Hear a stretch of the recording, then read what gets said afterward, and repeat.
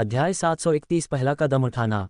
जब बॉनी ने ओवन से बात की तो उसने शापित गुट का जिक्र नहीं किया था, जैसा कि उसने बाकी इंटरव्यूज़ में किया था। उसे शुरू में यह एक दिलचस्प विषय लगा, लेकिन ऐसा लग रहा था कि बाकी बड़े परिवारों में से कोई भी इस नए गुट पर खास ध्यान नहीं दे रहा था। उनके जवाब निराशाजनक थे और इंटरव्यू के लिए बिल्कुल भी उपयुक्त नहीं थे। इसलिए उसने सोचा कि तीसरी बार फिर से पूछना बेकार होगा और वह इंटरव्यू के अंत में ही इस बारे में बात करेगी, बस किसी भी स्थिति में। लेकिन पहली बार इंटरव्यू लेने वाले ने खुद इस गुट का जिक्र किया था। बोनी की थोड़ी सी अक्ल झंझना रही थी, उसे लग रहा था जैसे उसे कुछ पता चल गया है। मुझे पूछना ही होगा, बोनी ने उत्साहित स्वर में कहा। अब वह उत्साहित थी और उसके स्वर में आया बदलाव सभी को सुनाई दे रहा था। तुम शापित गुट की इतनी तारीफ क्यों कर रहे हो?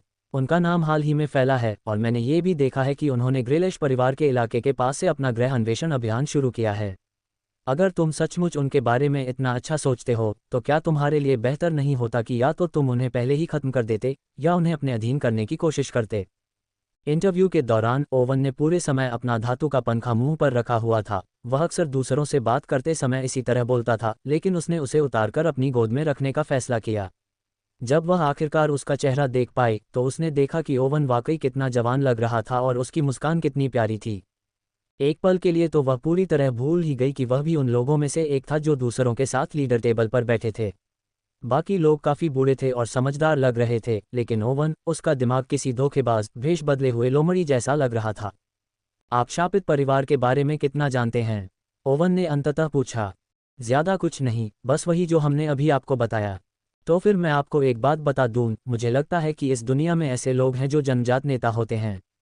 भले ही उन्हें खुद इसका एहसास न हो, लेकिन जब उन्हें किसी मुश्किल स्थिति में डाला जाता है तो लोग उन पर भरोसा करते हैं। जब मैं उनके नेता से मिला तो मैं समझ गया कि वह मेरे अधीन काम करने वाले व्यक्ति नहीं हैं।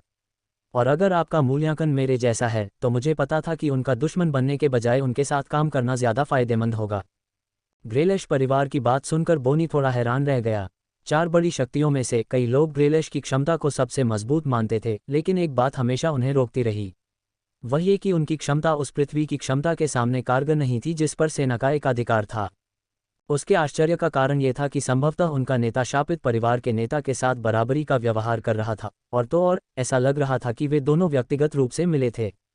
लगता है आप उनके बारे में बहुत अच्छा सोचते हैं। आप जिस नेता की बात कर रहे हैं वह कौन है? उसने पूछा। जब उसने शापितों के वर्तमान नेता के बारे में खोजबीन करने की कोशिश की तो उसे कुछ भी समझ नहीं आया। उसे यकीन था कि यह किसी उच्च पदस्थ गुट का नेता होगा जो शायद अलग हो गया था और अब अपना गुट बना रहा था, या कुछ ऐसा ही। दूसरी संभावना यह थी कि यह कोई ऐसा व्यक्ति था जो प्यो से अलग हो गया था, लेकिन रिपोर्टों से जो उसने सुना था उसके अनुसार यह भी असंभव था। ओवन हंसने लगा और अपनी सीट से खड़ा हो गया। तुम उनसे जाकर क्यों नहीं मिलते? देखते हो कि तुम्हारा मूल्यांकन भी मेरी तरह सही है या नहीं। वैसे तुम उनसे पहले भी मिल चुके हो। इसके साथ ही साक्षात्कार समाप्त हो गया और वोइड और बोनी को अपना सामान पैक करके चले जाने को कहा गया। जहाज में प्रवेश करते समय वॉर्ड उन रिकॉर्डिंग्स और फुटेज को देख रहा था जो उन्हें मिले थे। अब कहाँ? वॉर्ड ने पूछा। हम प्यो के बारे में और जानने की कोशिश कर सकते हैं, या फिर उन ग्रहों में से किसी एक पर जा सकते हैं जिन पर प्यो और डेजी ने कब्जा कर लिया है। ऐसा लगता है कि दोनों गुट एक दूसरे के साथ उबलने की स्थिति में हैं। उसने पूछा। नहीं, बोनी ने सिर हिलाते हुए कहा। सुना नहीं उसने क्या कहा? हमें शापित गुट से मिलना होगा। वे अगली बड़ी चीज़ हो सकते हैं इस युद्ध में, शक्ति का प्रभाव। क्या तुम सच में? वॉर्ड ने जवाब दिया। तुम्हें पता है कि हमारे लिए ये सुरक्षित है कि हम इस बात को उस पक्ष से रिकॉर्ड करें जिसके बारे में हमें लगता है कि वह जीतने वाला है, वरना हम गोलीबारी में फंस सकते हैं। आमतौर पर जब हम रिकॉर्डिंग करते हैं तो हम उस गुट को अच्छा दिखाते हैं ताकि वे हमारी रक्षा करने के लिए ज़्यादा तैयार हों, और तुम्हें सच में लगता है कि यह शापित गुट ऐसा कर सकता है? इसके बारे में सोचिए। ओवन दूसरों की तुलना में कहीं अधिक आश्वस्त था, और हमें केवल उनसे मिलने जाना है। मुझे यकीन है कि एक बार उनसे मिलने के बाद हम बता सकते हैं कि उनका अनुसरण करना सही निर्णय है या नहीं। शापित परिवार के जहाज पर समूह की एक बैठक चल रही थी। हर समूह एक ग्रह से दूसरे ग्रह जाकर दूसरे गुटों पर कब्जा करने में लगा हुआ था ताकि अगर वे कोई समस्या खड़ी करना चाहें तो उन्हें अपने कब्जे में ले सकें। ऐसा करने का मुख्य तरीका द्वंद्व युद्ध ही था, लेकिन ज़्यादातर मामलों में ये कारगर नहीं होता था और उन्हें अपनी शक्तियों का प्रदर्शन करना पड़ता था, तभी गुट उनके अधीन काम करने या छोड़ने के लिए राजी होता था। अधिकांश गुट उनके अधीन शामिल होने के लिए सहमत हो गए थे क्योंकि वे ज़्यादा कुछ नहीं कर सकते थे। कुछ जो चले गए थे उन्होंने दूसरी बार हमला करने की कोशिश की थी, लेकिन शापित जहाज से प्रत्येक ग्रह पर टेलीपोर्टर स्थापित करने के बाद वे आसानी से वहां सबसे मजबूत सेनानियों को भेजने और ग्रहों की सफलतापूर्वक रक्षा करने में सक्षम थे। सफल रक्षा ने छोटे गुटों और अन्य ग्रहों को घेर लिया था, जिससे उनके लिए कब्जा करना आसान हो गया था, लेकिन अब वे काफ़ी मुश्किल में थे। सनशील्ड परिवार द्वारा जिन ग्रहों पर एक बार दावा किया गया था उन सभी पर पहले ही दावा किया जा चुका था। शापित गुट सहित क्रो के ग्रह सहित उन्होंने कुल 6 पर कब्जा कर लिया था। 10 का अधिग्रहण प्यो ने कर लिया था, जबकि 12 का 2 गुना अधिग्रहण डेजी ने कर लिया था। बीप बीप, जहाज का इंडिकेटर बज उठा। सैम ने कॉल का उत्तर दिया और बोनी से बात की, जो कुछ देर के लिए दूसरी तरफ थी। फिर उसने उससे कहा कि उन्हें इस बारे में सोचने की ज़रूरत है। क्विन और अन्य लोगों ने भी उसकी कही हुई सारी बातें सुन ली थीं। तो तुम क्या सोचते हो? सैम ने पूछा। दरअसल मैं इस पर आपके विचार जानना चाहूँगा, क्विन ने जवाब दिया। अब तक आप इस सब पर योजनाएं बनाने और बातचीत करने में बहुत अच्छे रहे हैं। मुझे लगता है हमें ऐसा करना चाहिए। साक्षात्कार और फिल्मांकन हमारे परिवार और लोगों के लिए अच्छी खबर होगी। वे देख सकेंगे कि हम अपने लोगों के साथ कैसा व्यवहार करते हैं और शायद ज़्यादा लोग, जिनमें आम नागरिक भी शामिल हैं, खुशी खुशी पाला बदल लेंगे। क्विन ने कुछ देर तक इस पर विचार किया और अंततः अपना उत्तर दिया। बोनी और वॉर्ड अब बस अंतरिक्ष में तैर रहे थे, किसी जवाब का इंतजार कर रहे थे।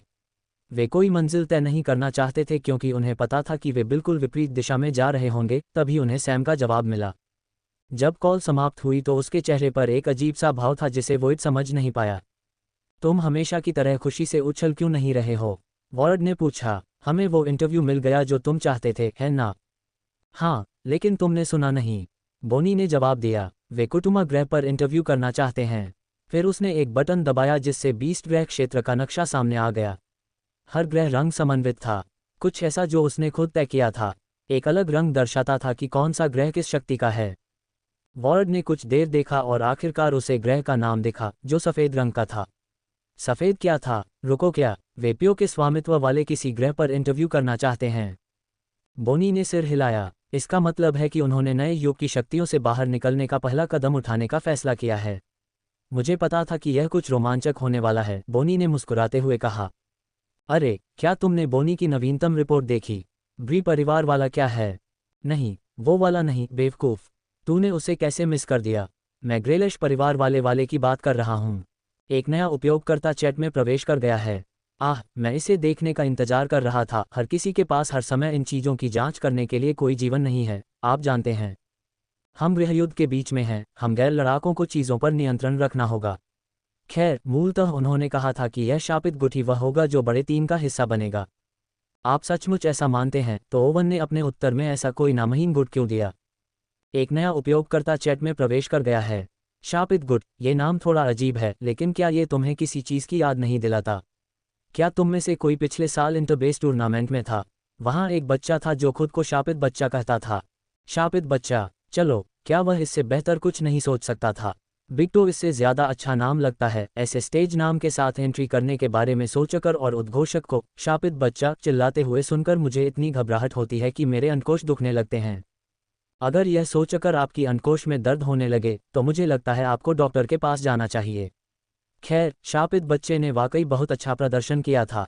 कुछ लोग कहते हैं कि अगर वह चाहता तो टूर्नामेंट जीत भी सकता था, लेकिन उसने हार मान ली। मैं आपको बता रहा हूँ, ये दोनों चीज़ें किसी न किसी तरह से जुड़ी हुई हैं। एक नया उपयोगकर्ता चैट में शामिल हुआ है। दोस्तों, क्या आपने ये देखा? ताज़ा इंटरव्यू के बाद किसी ने आगे बढ़कर एक सट्टेबाजी का अड्डा बना लिया। असल में आप चुनते हैं कि नए दौर का कौन सा गुट जीतेगा। सच में, मुझे लगता है कि हमारे जैसे लोगों के लिए इससे बेहतर कुछ नहीं है। शायद हमें कुछ आसान क्रेडिट अर्जित करने की कोशिश करनी चाहिए। आखिर इस चीज़ को किसने स्थापित किया है? पक्का नहीं, लेकिन दिलचस्प बात यह है कि आप देख सकते हैं कि लोगों ने कितना दांव लगाया है और अब तक शापित गुट पर सबसे कम दांव लगा है। शायद मुझे उन पर कुछ पैसे लगाने चाहिए। कौन जानता है कि क्या हो सकता है। ठीक उसी तरह जैसे टूर्नामेंट में शापित बच्चा हम सभी को आश्चर्यचकित कर सकता है। हाँ। शापित जहाज पर हमेशा की तरह क्विन एक छोटी सी टीम को अपने साथ उन ग्रहों में से एक पर ले जाने की तैयारी कर रहा था जिन पर प्यो ने पहले से ही कब्जा कर रखा था। ज़रूरत पड़ने पर लोगों को पीछे छोड़ना ज़रूरी था ताकि वे उन ग्रहों की रक्षा कर सकें जिन पर उन्होंने खुद कब्जा कर रखा था। अब पहले से कहीं अधिक निगाहें उन पर थीं और इस बात की पूरी संभावना थी कि यदि डेज़ी को पता चल गया कि क्विन अपने साथ एक बड़ी सेना लेकर शुद्ध ग्रहों में से किसी एक पर गया है तो वे उसके किसी ग्रह पर हमला करने का प्रयास करेंगे। स्थिति, शक्ति 60, सहन शक्ति 60, चपलता 60, आकर्षण 60, हर बार जब वे किसी ग्रह पर कब्जा करते थे, क्विन ये सुनिश्चित करता था कि उसके लोग वहां जाकर ज्यादा से ज्यादा लोगों के रक्त के नमूने लें। सैम को पहले ही ऐसा करने का आदेश दिया जा चुका था और वह तब तक ऐसा करता रहा जब तक कि क्विन एक बार फिर अपनी पूरी क्षमता तक नहीं पहुंच गया। अब रक्त पीने से उसके किसी भी आंकड़े में वृद्धि नहीं हुई, जिसका अर्थ था कि उसका शरीर कम से कम अगले विकास तक सीमा पर ही रहेगा। क्या मैं अब उन पिशाच नेताओं जितना ही ताकतवर हूँ? क्विन ने सोचा, या शायद मैं बस सबसे निचले पायदान पर हूँ। क्विन मान सकता था कि यह एक पिशाच कुलीन जितना शक्तिशाली हो सकता है उतना ही शक्तिशाली था। सभी नेता पिशाच सरदार थे, इसलिए उनके आंकड़े उससे बेहतर होने चाहिए। हालांकि क्विन के पास दूसरे लीडरों की तुलना में कुछ फायदे थे। एक तो उसके पास जानवरों का गियर था जिसका इस्तेमाल दूसरे पिशाच नहीं करते थे, जिससे उसके आंकड़े काफ़ी बेहतर हो गए। दूसरे फायदे थे उसकी क्यूई और अंत में उसका सोल वेपन। हालांकि पिशाचों के पास रक्त शस्त्र थे जो कुछ पिशाचों के पास भी थे, और पिशाचों की क्षमताएं भी। अगर क्विन उस समय उसकी छाया क्षमता की तुलना करता तो वह कहता कि उसकी क्षमता उनसे कमज़ोर है। लेकिन आथा छाया का कितना अच्छा उपयोग कर पा रहा था, ये देखकर उसे पता था कि उसमें सुधार की गुंजाइश है। खासकर इसलिए क्योंकि उसकी छाया अभी भी क्षमता स्तर 7 पर थी और 8वें स्तर तक पहुंचने से पहले उसे एक और कौशल अनलॉक करना था। जहां तक खुद वैम्पायर लॉर्ड बनने की बात है तो एक्सपीरियंस की रकम बहुत ज़्यादा थी। फैक्ट्स के अनुसार वैम्पायर लॉर्ड बनने में सैकड़ों साल लगते हैं। हालांकि क्विन को लगा कि उसकी प्रगति बहुत धीमी हो गई है, लेकिन अगर उन्हें पता होता कि वह कितनी जल्दी वैम्पायर लॉर्ड बनने के करीब है तो उन्हें दिल का दौरा पड़ जाता। बिग 3 का हिस्सा बनने की चाहत पूरी करने के बाद वह बस यही उम्मीद कर सकता था कि उसे तुरंत ही एक स्तर ऊपर मिल जाएगा। एक मध्यम आकार के अंतरिक्ष यान में सवार होकर वह अपने रास्ते पर था और उसके साथ नेट और सैम भी थे। इन दोनों को इसलिए चुना गया था क्योंकि उन्हें एक और मजबूत लड़ाके की ज़रूरत थी, और सैम वहां पत्रकारों से बात करने और प्यो के साथ बिना ज़्यादा विवाद के मामला सुलझाने की कोशिश कर रहा था। उनके साथ लगभग 50 गुट के सदस्य भी थे जिनकी रैंक डी और सी के आसपास थी। ये लोग क्वीन के सत्ता संभालने के दौरान उसके साथ लड़े थे। हालांकि लड़ाई शब्द इसका वर्णन करने के लिए बहुत उदार शब्द था। काश ये डेज़ी ग्रहों में से एक होता जहां हम गए थे, नेट ने शिकायत की। हमें बिल्कुल भी लड़ना नहीं पड़ता, मैं अपनी आकर्षक नज़रों से उन्हें मोहित करके आत्मसमर्पण करवा सकता था। क्या ऐसा कभी हुआ है? सैम ने जवाब दिया, अगर कोई सिर्फ अपनी शक्ल से लोगों का दिल जीत सकता है तो क्विन के पास सबसे ज़्यादा संभावना है। नेट ने क्विन की साफ त्वचा पर नज़र डाली जिस पर कोई निशान नहीं था। मुहासों का कोई निशान नहीं, बिल्कुल भी दाग नहीं, और उसकी त्वचा के रंग में भी कोई बदलाव नहीं आया था। नेट की तुलना में जिसके छोटे और थिगने पैर थे उसका शरीर भी बेहतर अनुपात में था। हे क्विन, मुझे पता है कि तुम दुनिया पर कब्जा करने में व्यस्त हो, नेट ने कहा। मैं दुनिया पर कब्जा करने की कोशिश नहीं कर रहा हूँ, क्विन ने जवाब दिया, मैं इसे बदलने की कोशिश कर रहा हूँ। तुम मुझे खलनायक जैसा दिखा रहे हो। आलू आलू खैर, अब मैं कहना चाहूँगा कि तुम मेरे बॉस हो और मैं तुम्हारे पैरों तले दबना नहीं चाहता। क्या बेस पर कोई लड़की है जिसमें तुम्हारी रुचि है? या लड़के तो हैं ही, लेकिन तुम्हारी जिंदगी में कोई तो होगा ही। नेट असल में यही सोच रहा था कि अगर क्विन को बेस की किसी ऐसी लड़की में दिलचस्पी हो जो नेट की लिस्ट में शामिल हो तो उसे तुरंत हार माननी पड़ेगी क्योंकि उसके जीतने का कोई रास्ता नहीं था। हो सकता है पहले वह अपने प्यार के लिए लड़ सकता था, लेकिन वह जानता था कि अब उसके पास कोई मौका नहीं है, कम से कम अभी तो नहीं। लड़कियों के बारे में सोचो, मेरे जीवन में तो बहुत सी लड़कियां रही हैं, क्विन ने सोचा। लैला, एरिन, सिया, काज, सिल्वर। उसके पास कभी रुककर इन चीज़ों के बारे में सोचने का समय ही नहीं था क्योंकि वह हमेशा अपनी जान बचाने के लिए भागता रहता था। लड़कियों के बारे में सोचते हुए क्विन को अब तक प्यो ग्रहों के बारे में मिली जानकारी पर आश्चर्य हुआ। लैला और सिया ने उसे बताया था कि इस लड़ाई में प्यो की सेना का यह एक छोटा सा हिस्सा ही शामिल था, लेकिन हर ग्रह पर जो लोग अपने पीछे नंबर वाले ग्रह छोड़ गए थे उनके साथ ऐसा हुआ। शुद्ध ग्रह में 5 से 20 तक की रैंक वाले लोगों को हर ग्रह पर प्रभारी के रूप में छोड़ दिया गया, और 1 से 5 तक की उच्च रैंक वाले लोगों में से एक को पूरे ऑपरेशन का प्रभारी बनाया गया। एक तरह से लैला ने समझाया था कि प्यो इस अधिग्रहण में अपनी सेना का सिर्फ 5वां हिस्सा ही लगा रहे हैं।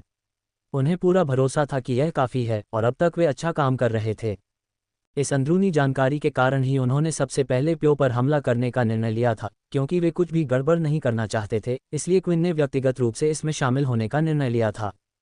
पत्रकारों के साथ मिलने की जगह पहले से ही तय कर ली गई थी और वह उस आश्रय स्थल से कुछ दूरी पर थी जहां प्यो तैनात था। उन्होंने जहाज को आते तो देखा होगा, लेकिन जहाज इतना छोटा था कि उन्हें अंदाज़ा भी नहीं था कि इतने कम लोगों के साथ हमला हुआ है। उन्होंने कुछ बार ग्रह का निरीक्षण भी किया था तथा उन पर आक्रमण करने के लिए कोई जहाज नहीं भेजा गया था, तथा इस बार भी ऐसा ही हुआ। जिस जगह पर वे मिलने के लिए सहमत हुए थे वह या तो एक परित्यक्त आश्रय स्थल था या फिर एक नष्ट हो चुका आश्रय स्थल जो ग्रह पर सनशील्ड्स के पूरी तरह से कब्जा होने से पहले सेना का हुआ करता था। ये ग्रह पर मौजूद दोनों आश्रयों में से छोटा था। बोनी और वॉर्ड दोनों पहले से ही वहां धैर्यपूर्वक उनका इंतजार कर रहे थे। बोनी ने जहाज को उतरते देखा तो वह उछल पड़ी, और जब रेलिंग नीचे आई तो उसने देखा कि आगे कौन है तो उसका उत्साह तुरंत गायब हो गया। क्या ये वही बच्चा नहीं है जिसका मैंने ऑल बेस टूर्नामेंट में इंटरव्यू लिया था? उसने जोर से कहा, अपने विचारों को रोक भी नहीं पा रही थी। शापित गुट का रहस्यमय नेता तो बस एक बच्चा है। जहाज कुछ दूरी पर उतर चुका था, लेकिन क्विन ने वहां आते समय ऊंची आवाज में और स्पष्ट रूप से बात की। क्या मैं सचमुच इतना जवान दिखता हूं? क्विन ने कहा। उसने दूर से ही उसे अपनी श्रवण शक्ति से सुना था, लेकिन जब क्विन और बोनी आखिरकार पास पहुंचे तो उसे एक अजीब सा एहसास हुआ। उसका चेहरा लाल हो गया और उसकी पुतलियां सिकुड़ गईं। तुमने मेरे साथ क्या किया है?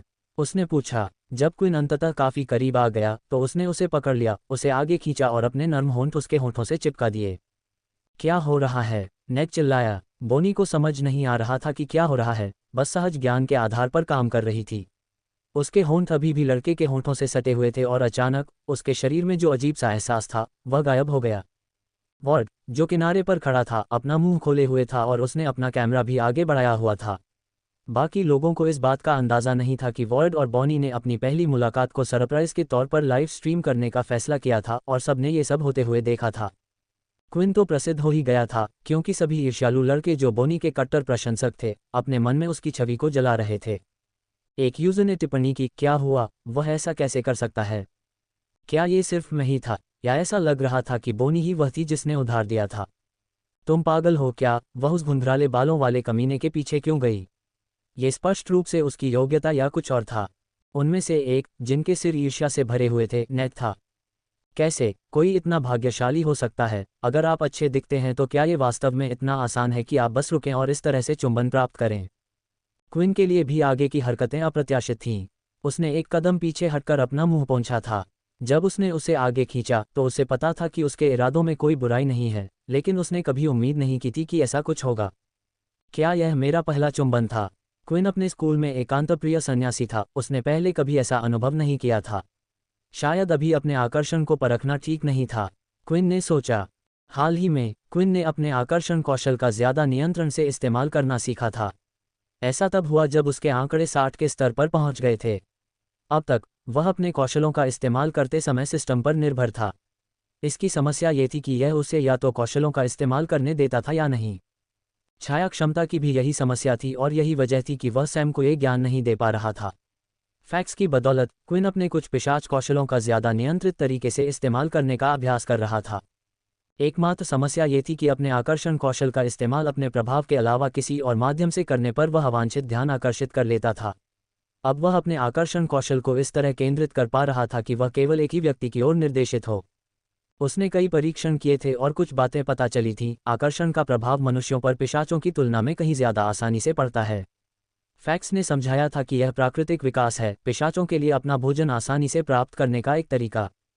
हालांकि फैक्स पर इसका असर अभी भी था, लेकिन ऐसा क्विन के उच्च स्टेट पॉइंट्स की वजह से था।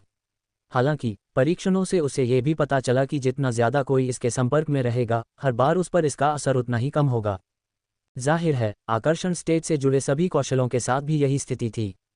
किसी की यादें एक बार हटाना तो ठीक था, लेकिन अगर दूसरी बार ऐसा करना पड़े तो बहुत संभावना थी कि यह ठीक से काम न करे। अंतिम परीक्षण के तौर पर क्विन ने इसे काज के खिलाफ इस्तेमाल किया था, लेकिन इसका कोई खास असर नहीं हुआ।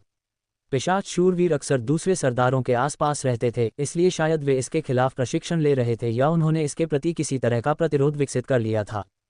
इन सब बातों ने उसे उस स्थिति तक पहुंचाया जो उसने जहाज छोड़ते समय की थी। वह अभी भी समय समय पर इसका परीक्षण कर रहा था और बोनी के साथ भी ऐसा ही कर चुका था, लेकिन यह वह परिणाम नहीं था जिसकी उसे उम्मीद थी। ये लड़का, क्या यही उसकी क्षमता थी?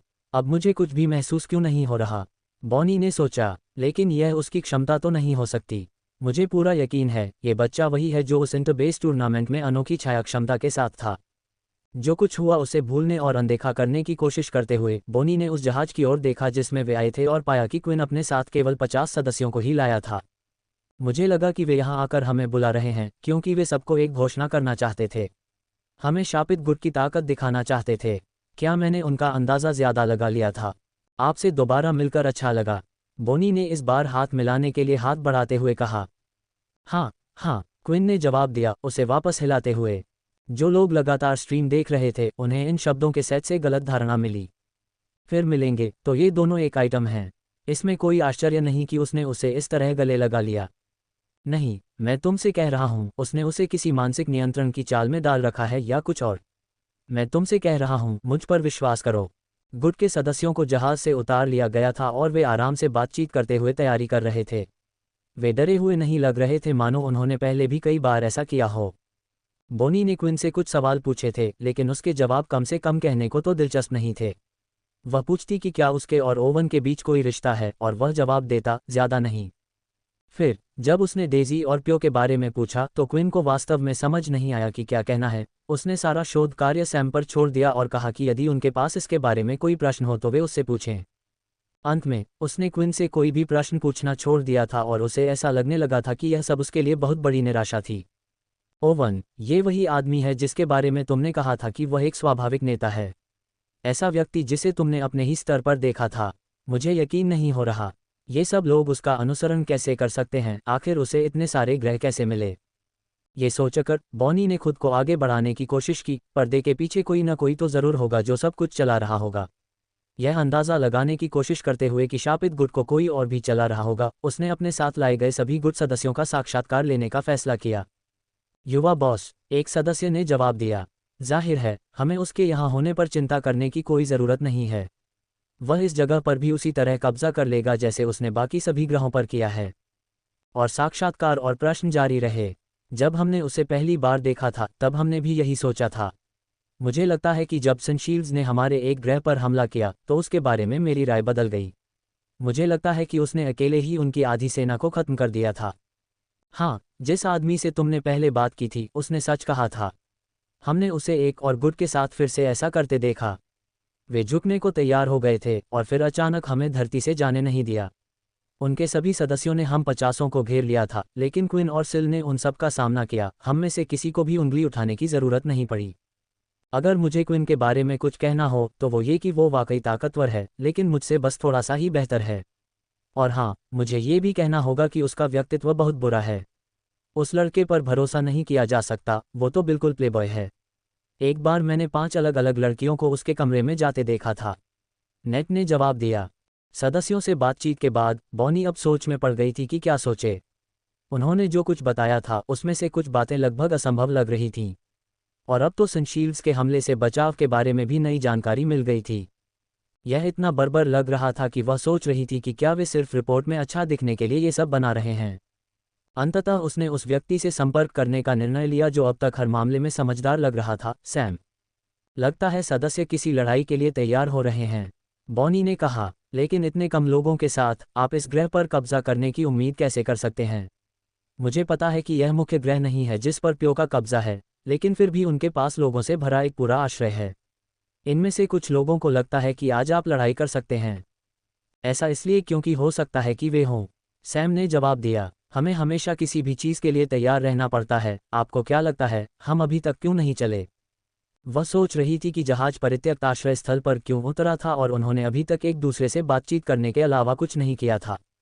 ऐसा इसलिए है क्योंकि हम उनके आने का इंतज़ार कर रहे हैं।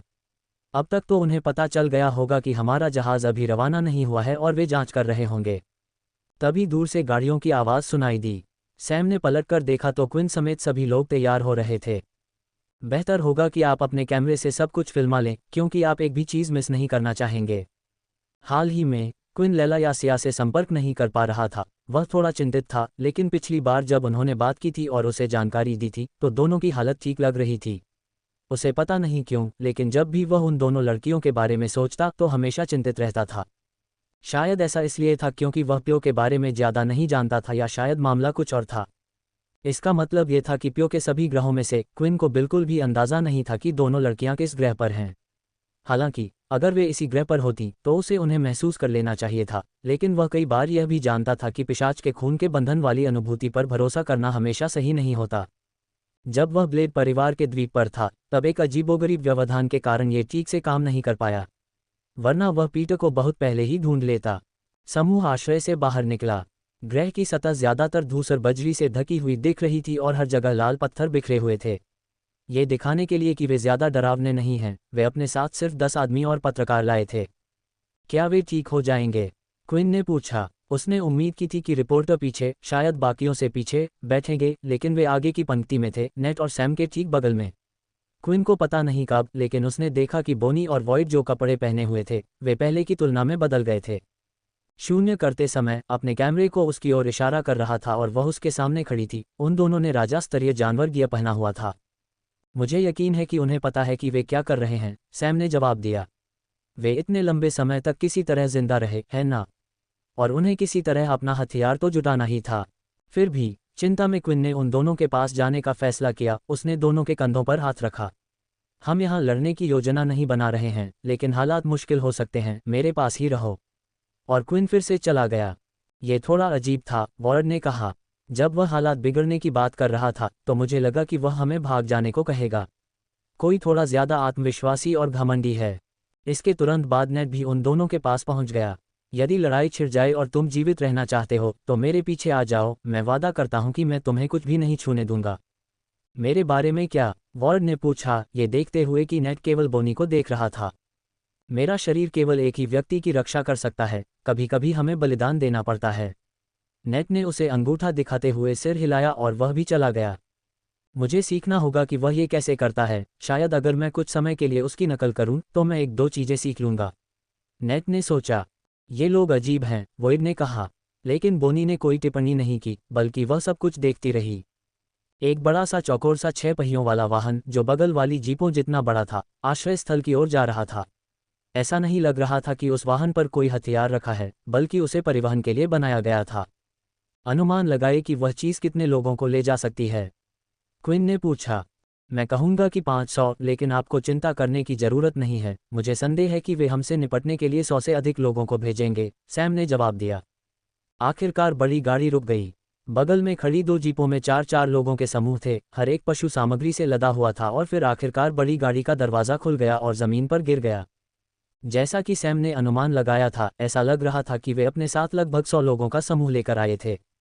लगता है प्यो आखिरकार आ ही गया है, लेकिन हालात देखकर ऐसा लगता है कि प्यो ने खुद ज्यादा सदस्य नहीं भेजे हैं और उन्हें मुख्य रूप से आश्रय के उस गुट के सदस्यों से मदद मिली है जिस पर कब्जा कर लिया गया था। बोनी ने अपनी रिपोर्ट देते हुए कहा। कट। शून्य ने कहा। पृष्ठभूमि में उनके साथ यह अच्छा था, चलो कुछ और टेक लेते हैं। सामने से एक आदमी निकला जिसके चेहरे पर कई निशान थे और उसके पीछे 2 और थे। वे बाकियों की तुलना में आत्मविश्वास से भरे हुए चल रहे थे। अपने निरीक्षण कौशल का इस्तेमाल करते हुए क्विन बता सकता था कि उसके सामने वाले 3 लोग ही वहां मौजूद एकमात्र शुद्ध सदस्य थे, या शायद इसलिए क्योंकि उनके पास कोई क्षमता नहीं थी। क्या आप नेता हैं? क्विन ने पूछा, लेकिन उसकी बात बीच में ही रुक गई। मेरा सुझाव है कि आप अपना सामान पैक करें और यहाँ से चले जाएं, जब तक हम आपके साथ अच्छा व्यवहार कर रहे हैं। हमने आपको आते देखा और उम्मीद की कि आप चले जाएंगे, लेकिन आप कभी नहीं गए। वॉर्ड के हाथों में हल्का पसीना आ रहा था, लेकिन वह अपना कैमरा पकड़े हुए सब कुछ रिकॉर्ड कर रहा था। ऐसी परिस्थितियों में वह हमेशा तनाव में आ जाता था। आमतौर पर एक पक्ष आक्रामक होता था और वह ये दिखाने के लिए कि उसका नियंत्रण उनके हाथ में है, बातचीत का नेतृत्व करता था, और ऐसा लग रहा था कि प्यो अच्छा काम कर रहा था।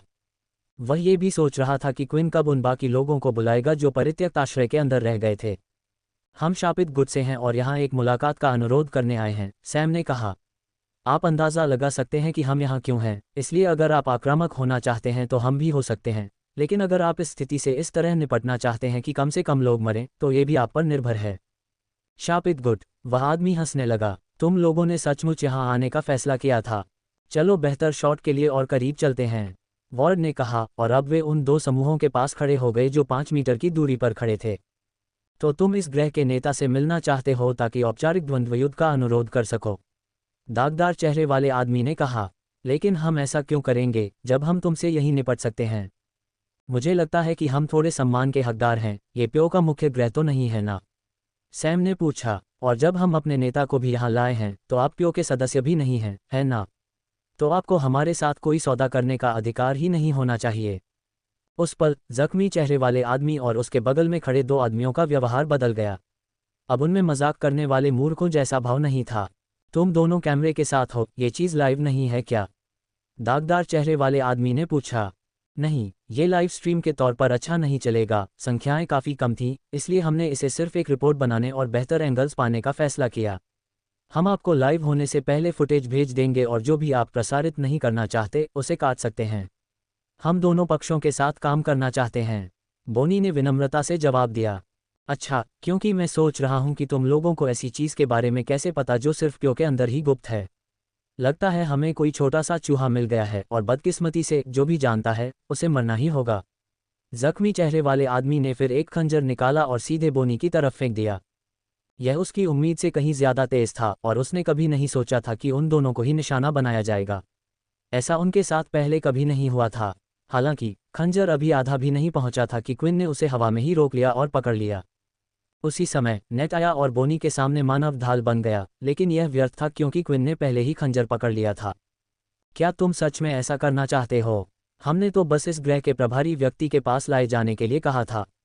अगर जरूरी न हो तो मैं तुम्हें मारना नहीं चाहता। सैम ने आह भरी और सिर हिलाते हुए दूसरों के पास वापस जाने लगा और वे सब जमीन पर बैठ गए। वह जानता था कि यह कैसे होगा और उस दाग वाले आदमी के व्यक्तित्व और शुरू से ही उसके आक्रामक स्वभाव को देखते हुए वह जानता था कि उसका जवाब क्या होगा। क्विन, इस बड़े वाहन को नुकसान मत पहुंचाओ, यह अच्छा लग रहा है, शायद हम इसका उपयोग कर सकें, सैम ने कहा। अरे चौकोर, दयालु सर, बोनी फुसफुसाए, क्या वे उसकी मदद करने नहीं जा रहे हैं? लगता है किसी भी पल लड़ाई शुरू हो जाएगी। उसकी मदद करो? क्या हमने तुम्हें पहले ही नहीं बताया था कि उसने अकेले ही सनशील्ड्स को कैसे हराया? अगर मैं बीच में कूदने की कोशिश करता तो मुझे भी चोट लग सकती थी। उन पर हमला करो, डरे हुए आदमी ने कहा, लेकिन अपनी बात पूरी करने से पहले ही उसने पाया कि उसका अपना खंजर उसकी खोपड़ी में घुस गया है। खंजर इतनी जोर से फेंका गया था कि खंजर खोपड़ी में घुस गया और तब तक चलता रहा जब तक कि वह पीछे वाली गाड़ी में धंस नहीं गया। क्विन, मुझे नहीं पता कि यह अच्छी बात है या बुरी, लेकिन ब्लिप की मौत और परजीवियों वाली घटना के बाद से तुम हत्या के मामले में थोड़े ठंडे हो गए हो, नेट ने सोचा। क्विन बिना किसी हिचकिचाहट के बाकी लोगों से निपटने के लिए आगे आया। जब ब्लिप की मौत हो गई तो और जानकारी मिलने पर क्विन को एहसास हुआ कि शायद वह कुछ कर सकता था। क्विन द्वारा पैरासाइट सदस्यों को बचाने और जहाज पर वापस लौटने के बीच का समय बर्बाद हो गया था। सच तो यह है कि उसके पास ये जानने का कोई तरीका नहीं था कि वह उस दिन ब्लिप की जान बचा सकता था या नहीं। दूसरों ने उसे बताया था कि उसने सही काम किया है, यहाँ तक कि लिंडा ने भी। जब वह परजीवी के अड्डे पर गई तो उसे बहुत गुस्सा आया। क्विन सोच रहा था कि क्या ये सही था, लेकिन सैम ने उसे बताया था कि उसे कुछ देखना है। उसे जल्दी ही एहसास हो गया कि उनके भी परिवार, बच्चे और दूसरे लोग वहां रहते हैं। जब उसे लगा कि उसके भाई के बलिदान ने इन सभी लोगों को बचा लिया है तो उसे थोड़ा अच्छा लगा। लेकिन क्विन के लिए वह अलग महसूस करता था। वह स्वयं को दोषी मानता था कि वह अजनबियों के जीवन को उन लोगों के जीवन से आगे रखता है जिनकी वह वास्तव में परवाह करता है, और ऐसा पहले भी एक से अधिक बार हो चुका था। एक इंसान को दूसरों की देखभाल करने से पहले खुद की देखभाल करनी चाहिए। आखिर सबको बचाने का क्या मतलब है अगर आप खुद ही मर जाएं? क्विन इसी सोच पर अड़ा रहा और खुद को शापित गुट मानता रहा। दूसरों को बचाने के बारे में सोचने से पहले उसे उनकी रक्षा करनी थी। उन लोगों से हिचकिचाना जिन्होंने उस पर पहले हमला किया था एक और व्यक्ति की जान ले सकता था। क्या तुम्हें ये सब समझ आ रहा है? बोनी ने जो कुछ हो रहा था उसे देखते हुए कहा। जल्दी करो, सब कुछ फिल्मा लो। मैं नहीं कर सकता, वॉर्ड ने शिकायत की। वह बहुत तेज चल रहा है। अपनी मुट्ठियों का इस्तेमाल करते हुए क्विन ने उनकी क्षमताओं और उनके पहने हुए किसी भी जानवर के कवच को ध्वस्त कर दिया। अपनी किक से वह पीछे से पास आने वालों को भी मार गिराने में सक्षम था और एक व्यक्ति से दूसरे व्यक्ति की ओर बढ़ते हुए वह इतना तेज था कि कोई भी अपनी दूरी की क्षमताओं का इस्तेमाल खुद को चोट पहुंचाए बिना नहीं कर सकता था। क्विन सिर्फ अपनी मुट्ठियों और पैरों से एक एक करके 100 से ज्यादा आदमियों को मार गिरा रहा था। एक समय तो उसने अपनी नई गॉन्ट्रेट स्किल को सक्रिय कर दिया था, जिससे आग की लपटों से बना एक ब्लेड बन गया और उसका आकार बढ़ता गया और उसने तेजी से 3 आदमियों को छुरा घोंपा, फिर वापस अपनी ओर खींच लिया। दूसरे ग्रहों पर पहले की लड़ाइयों से क्विन को एहसास हो गया था कि अपने सक्रिय कौशल में क्यूई जोड़ने से वह अपने गॉन्ट्रेट के ऊपर से निकलने वाले फ्लेम ब्लेड को लंबा कर सकता था। वह जितनी ज्यादा क्यूई का इस्तेमाल करता, ब्लेड उतना ही लंबा हो सकता था। जब लोगों ने उसके हाथ में कोई हथियार नहीं देखा तो उन्हें अचानक अपने पेट में एक गर्म ब्लेड चुभता हुआ महसूस हुआ, जिससे उन्हें थोड़ा आश्चर्य हुआ। वो ये सब कैसे कर रहा है? बॉनी ने सोचा। देखकर तो लगता है उसने अपनी किसी भी क्षमता का इस्तेमाल नहीं किया है, वो तो नंगे हाथों ही सबको मात दे रहा है। हमें और करीब जाना होगा, बोनी ने कहा और वो वॉइड के पीछे पीछे आगे दौड़ी। प्यो सदस्यों के लिए ये स्पष्ट हो गया कि वे किसी ऐसे व्यक्ति के खिलाफ जा रहे थे जिसे हराना असंभव था। एकमात्र चीज़ जिस पर वे भरोसा कर सकते थे वह थी कि वह थक जाएगा, और ऐसा नहीं लग रहा था कि वह जल्द ही धीमा पड़ने वाला था। तभी एक सदस्य ने पत्रकारों को आते देखा। उनमें से एक ने बोनी को पकड़ने की कोशिश की। उसने पहले भी उसकी रक्षा करने की कोशिश की थी, शायद हम उसे अपनी सुरक्षा कम करने पर मजबूर कर सकें। लेकिन इससे पहले कि वे ऐसा कर पाते, एक लोहे का कठोर मुक्का उस आदमी के चेहरे पर मारा गया। क्या तुम दोनों बेवकूफ़ हो? नेड चिल्लाया जब कोई और उसे तलवार से मारने आया। एक आवाज़ ज़रूर सुनाई दी, लेकिन दर्द नहीं हुआ। हालांकि जल्द ही और लोग भी इसमें शामिल होने लगे। नेड बिना चोट खाए अधिकांश हमलों को रोकने और उन्हें नुकसान पहुंचाने में सक्षम था, और अपने शरीर का उपयोग करके चीज़ों को बोनी पर लगने से तो रोक सकता था, लेकिन वॉर्ड पर लगने से नहीं। एक बर्फ का भाला उसकी ओर बढ़ रहा था। अपने कीमती कैमरे को नष्ट न करना चाहता था, इसलिए उसने कैमरा अपने चेहरे से दूर खींच लिया। धिक्कार है उस पर, उस आदमी ने सच में यही कहा था जब उसने कहा था कि वह सिर्फ बोनी की रक्षा करेगा। वॉर्ड ने सोचा, मेरे पास कहने के लिए बस एक ही बात बची है। बोनी, मैं तुमसे प्यार करता हूं। उसके चेहरे के सामने एक साया उठ गया था, जिसने न सिर्फ भाले को बल्कि उसके वाक्य की आवाज़ को भी रोक दिया था। फिर भी वह जिंदा था। तुमने मेरी बात सुनी, क्विन ने कहा। तुम पास ही रहो, अगर जीना है तो ज़्यादा दूर मत जाओ। जब छाया हटी तो वॉर्ड देख सका कि 100 लोगों में से केवल 20 ही बचे थे, और उनमें से प्रत्येक ने अपने हथियार नीचे गिरा दिए थे और बख्शे जाने की भीख मांग रहे थे। छोटी सी लड़ाई खत्म हो गई। आप चाहते हैं कि हम इन लोगों के साथ क्या करें? सैम ने पूछा। लड़कों को बड़ी गाड़ी पर कब्जा करने को कहो, वे अभी वहां आराम से बैठ सकते हैं। वे गाड़ी में उन पर नज़र रख सकते हैं, और जब ये सब खत्म हो जाए तो यह उन पर निर्भर करेगा कि वे हमारे साथ आना चाहते हैं या नहीं। हमें बस उनमें से किसी एक की ज़रूरत है जो हमें रास्ता बता सके। समूह तैयार होने लगा, और हालांकि जीप में सिर्फ 6 लोग बैठ सकते थे, फिर भी लटक कर और आगे की सीट पर बैठकर वे एक जीप में 10 लोगों को बिठाने में कामयाब रहे। रिपोर्टर, क्विन, सैम, नेट और उनके गाइड उनके साथ लाई गई दूसरी जीप में बैठे थे। ये क्या बकवास है? बॉनी बोली। मैंने तुम्हें पहले कभी इतना घटिया फिल्म करते नहीं देखा। तुम उड़ते हुए शरीरों और अपनी क्षमताओं का इस्तेमाल करते अनजान लोगों के अलावा कुछ भी नहीं पकड़ पाए। जैसा मैंने कहा, यह मुश्किल था। वह बहुत तेज चल रहा था और सबको बहुत जल्दी मार रहा था। मैं कैमरा एक जगह स्थिर नहीं रख पा रहा था। वॉर्ड ने शिकायत की। उसे अभी भी कुछ देर पहले कही गई बात पर थोड़ा अजीब लग रहा था। सच है, वो इतना तेज क्यों था? मैं बता सकती हूँ कि उसने अच्छे 20 गियर पहने हैं, लेकिन वो बहुत तेज था। शायद गुड कमज़ोर था, या एक पल के लिए बॉनी सोचने लगी कि शापित गुट के सभी सदस्यों ने उसे क्या क्या बताया था। वो सारी कहानियां जो उसे अतिशयोक्तिपूर्ण लगीं। क्या होगा अगर वे वास्तव में अतिशयोक्तिपूर्ण न हों? उसके शरीर में एक झुंझुनी सी महसूस हो रही थी, लेकिन क्विन की अभी तक परीक्षा नहीं हुई थी। उसे किसी ऐसे व्यक्ति की ज़रूरत थी जो कम से कम उसकी शक्ति को बाहर निकाल सके, इससे पहले कि वह उसे जज करे। और हाँ, एक व्यक्ति इतना ही कर सकता था। यदि उसके पीछे चलने वाले लोग भी मजबूत न होते तो वह केवल इतनी ही दूर तक पहुंच पाता। यात्रा के दौरान क्विन ने चिंतित भाव के साथ अपने सिस्टम स्क्रीन की जांच की। ये करीबी मुकाबला था। अगर हमला अधिक शक्तिशाली होता और मैंने अपनी छाया का अधिक उपयोग किया होता तो थोड़ी समस्या हो सकती थी, क्विन ने सोचा। छोटी छोटी लाल चट्टानों पर उबड़-खाबड़ रास्तों से गुजरते हुए वे आखिरकार आश्रय स्थल तक पहुंच ही गए। जैसे ही उन्होंने क्विन और उसके साथियों को देखा, एक आश्चर्यजनक कदम उठाया गया। आश्रय स्थल के दरवाजे उनके लिए खोल दिए गए। अब जब वह शेल्टर के अंदर था, क्विन को पूरा यकीन था कि लैला और सिया यहाँ नहीं हैं, जिससे उसे थोड़ा अच्छा महसूस हुआ। वह सैम को महसूस कर सकता था, इसलिए उसे यकीन था कि अब पहले जैसी कोई दखलंदाजी नहीं हो रही है। जब वे अंदर गए तो उन पर विभिन्न प्रकार के पशु हथियार, खुली हथेलियां और क्षमताएं तान दी गईं। घर से बाहर निकल जाओ, अगर तुमने कुछ भी करने की कोशिश की तो हम हमला कर देंगे। एक बार जब वे नीचे उतर गए तो गाइड को उनमें से एक के रूप में पहचाना गया और तुरंत गाइड उनकी ओर दौड़ा। ओह शुक्रिया शुक्रिया, उसने उन्हें मार डाला। उसने सभी लोगों को बेरहमी से मारा और पीटा। उसे बाहर निकालो, उसे अभी बाहर निकालो, इससे पहले कि वह हम सबको मार डाले, गाइड ने कहा। वह इतना घबरा गया था कि भागते हुए कई बार गिर भी गया था। सब लोग बस साथ खेलें, सैम ने कहा, और सभी ने असहाय होकर अपने हाथ ऊपर उठा दिए। क्या आप रिकॉर्डिंग कर रहे हैं? बोनी ने फुसफुसाते हुए पूछा। यह अभी भी चालू है, वॉर्ड ने जवाब दिया। उसका कैमरा छाती तक ऊंचे पट्टे से लटका हुआ था। वॉर्ड इस बात से थोड़ा परेशान था कि क्या हुआ था। उन्होंने प्यो को खलनायक साबित करने के लिए उन पर हमला करने की कोशिश की थी, लेकिन इस बार पूरा प्रसारण लाइव स्ट्रीम हो रहा था। वे कुछ देर तक इंतजार करते रहे, कोई कुछ बोले बिना। आखिरकार धूप का चश्मा पहने एक सांवले रंग का काला आदमी बाहर आया। ये प्यो का ही एक सदस्य था। अपनी निरीक्षण क्षमता का इस्तेमाल करते हुए क्विन ने देखा कि आश्रय में और भी कई प्यो सदस्य थे। उस समय गिनती करने पर लगभग 600 गुटों के सदस्य थे, जिनमें अच्छी खासी फूट थी। आश्रय स्थल में भी नागरिक मौजूद थे, जिन्हें प्रवेश द्वार से दूर कर दिया गया था। प्यो, सरकार या आम जनता दोनों की सोच से कहीं बड़ा संगठन था, लेकिन क्विन को ये सब पहले से ही पता था, क्योंकि उसे लैला से प्रत्यक्ष जानकारी मिली थी। नाम अब्दुल है, काले चमड़ी वाले आदमी ने कहा। जब धूप नहीं है तो भी वह धूप का चश्मा क्यों पहने हुए है? नेट ने टिप्पणी की। क्या तुम प्यो में से कम रैंक वालों में से एक हो? क्विन ने तुरंत पूछा। अगर लैला और सिया यहाँ नहीं होती तो ग्रह पर कब्जा करना एक आसान काम था। ओह, शायद हमने शापित गुट को कम आंका है कि उसके पास ऐसी जानकारी है।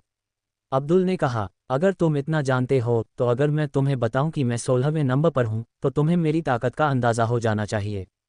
क्विन को अपनी ताकत का पूरा अंदाज़ा था। उसे पता था कि उसकी ताकत इतनी नहीं है कि उसकी क्वेस्ट नोटिफिकेशन में तुरंत लेवल ऊपर आ जाए। जब तक ऐसा नहीं हुआ उसे पता था कि उसे चिंता करने की कोई बात नहीं है। किसी को चोट नहीं लगनी चाहिए, क्विन ने कहा। मुझे लगता है कि अगर तुम इस ग्रह को छोड़ दो और अपने कमांडर के साथ वापस आ जाओ तो सब कुछ बहुत आसान हो जाएगा। मैं तुमसे कह रहा हूं, वही गलती मत करना जो तुमने पिछले लोगों के समूह के साथ की थी। जो इस हालत में है, किसी और के अड्डे में घिरा है और इतने कम लोगों के साथ है, उससे तुम वाकई कुछ बेतुकी मांगे कर रहे हो। अब्दुल ने जवाब दिया, तुम जानते हो, मैं तुम्हारी आंखों में ये देख सकता हूं। तुम एक जंगली कुत्ते की तरह हो जो नीचे गिरने को तैयार नहीं।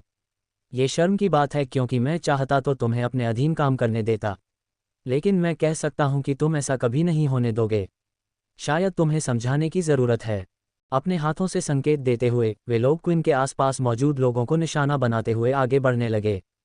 आखिरकार मैं तो बस अपनी सांसें बर्बाद कर रहा था, क्विन ने कहा। अगर तुम हार मान लो तो मैं तुम सबको बचा लूंगा। छाया ताला खोलो। क्विन के ऊपर 4 अजीब से छाया जैसे अंडाकार द्वार दिखाई दिए थे।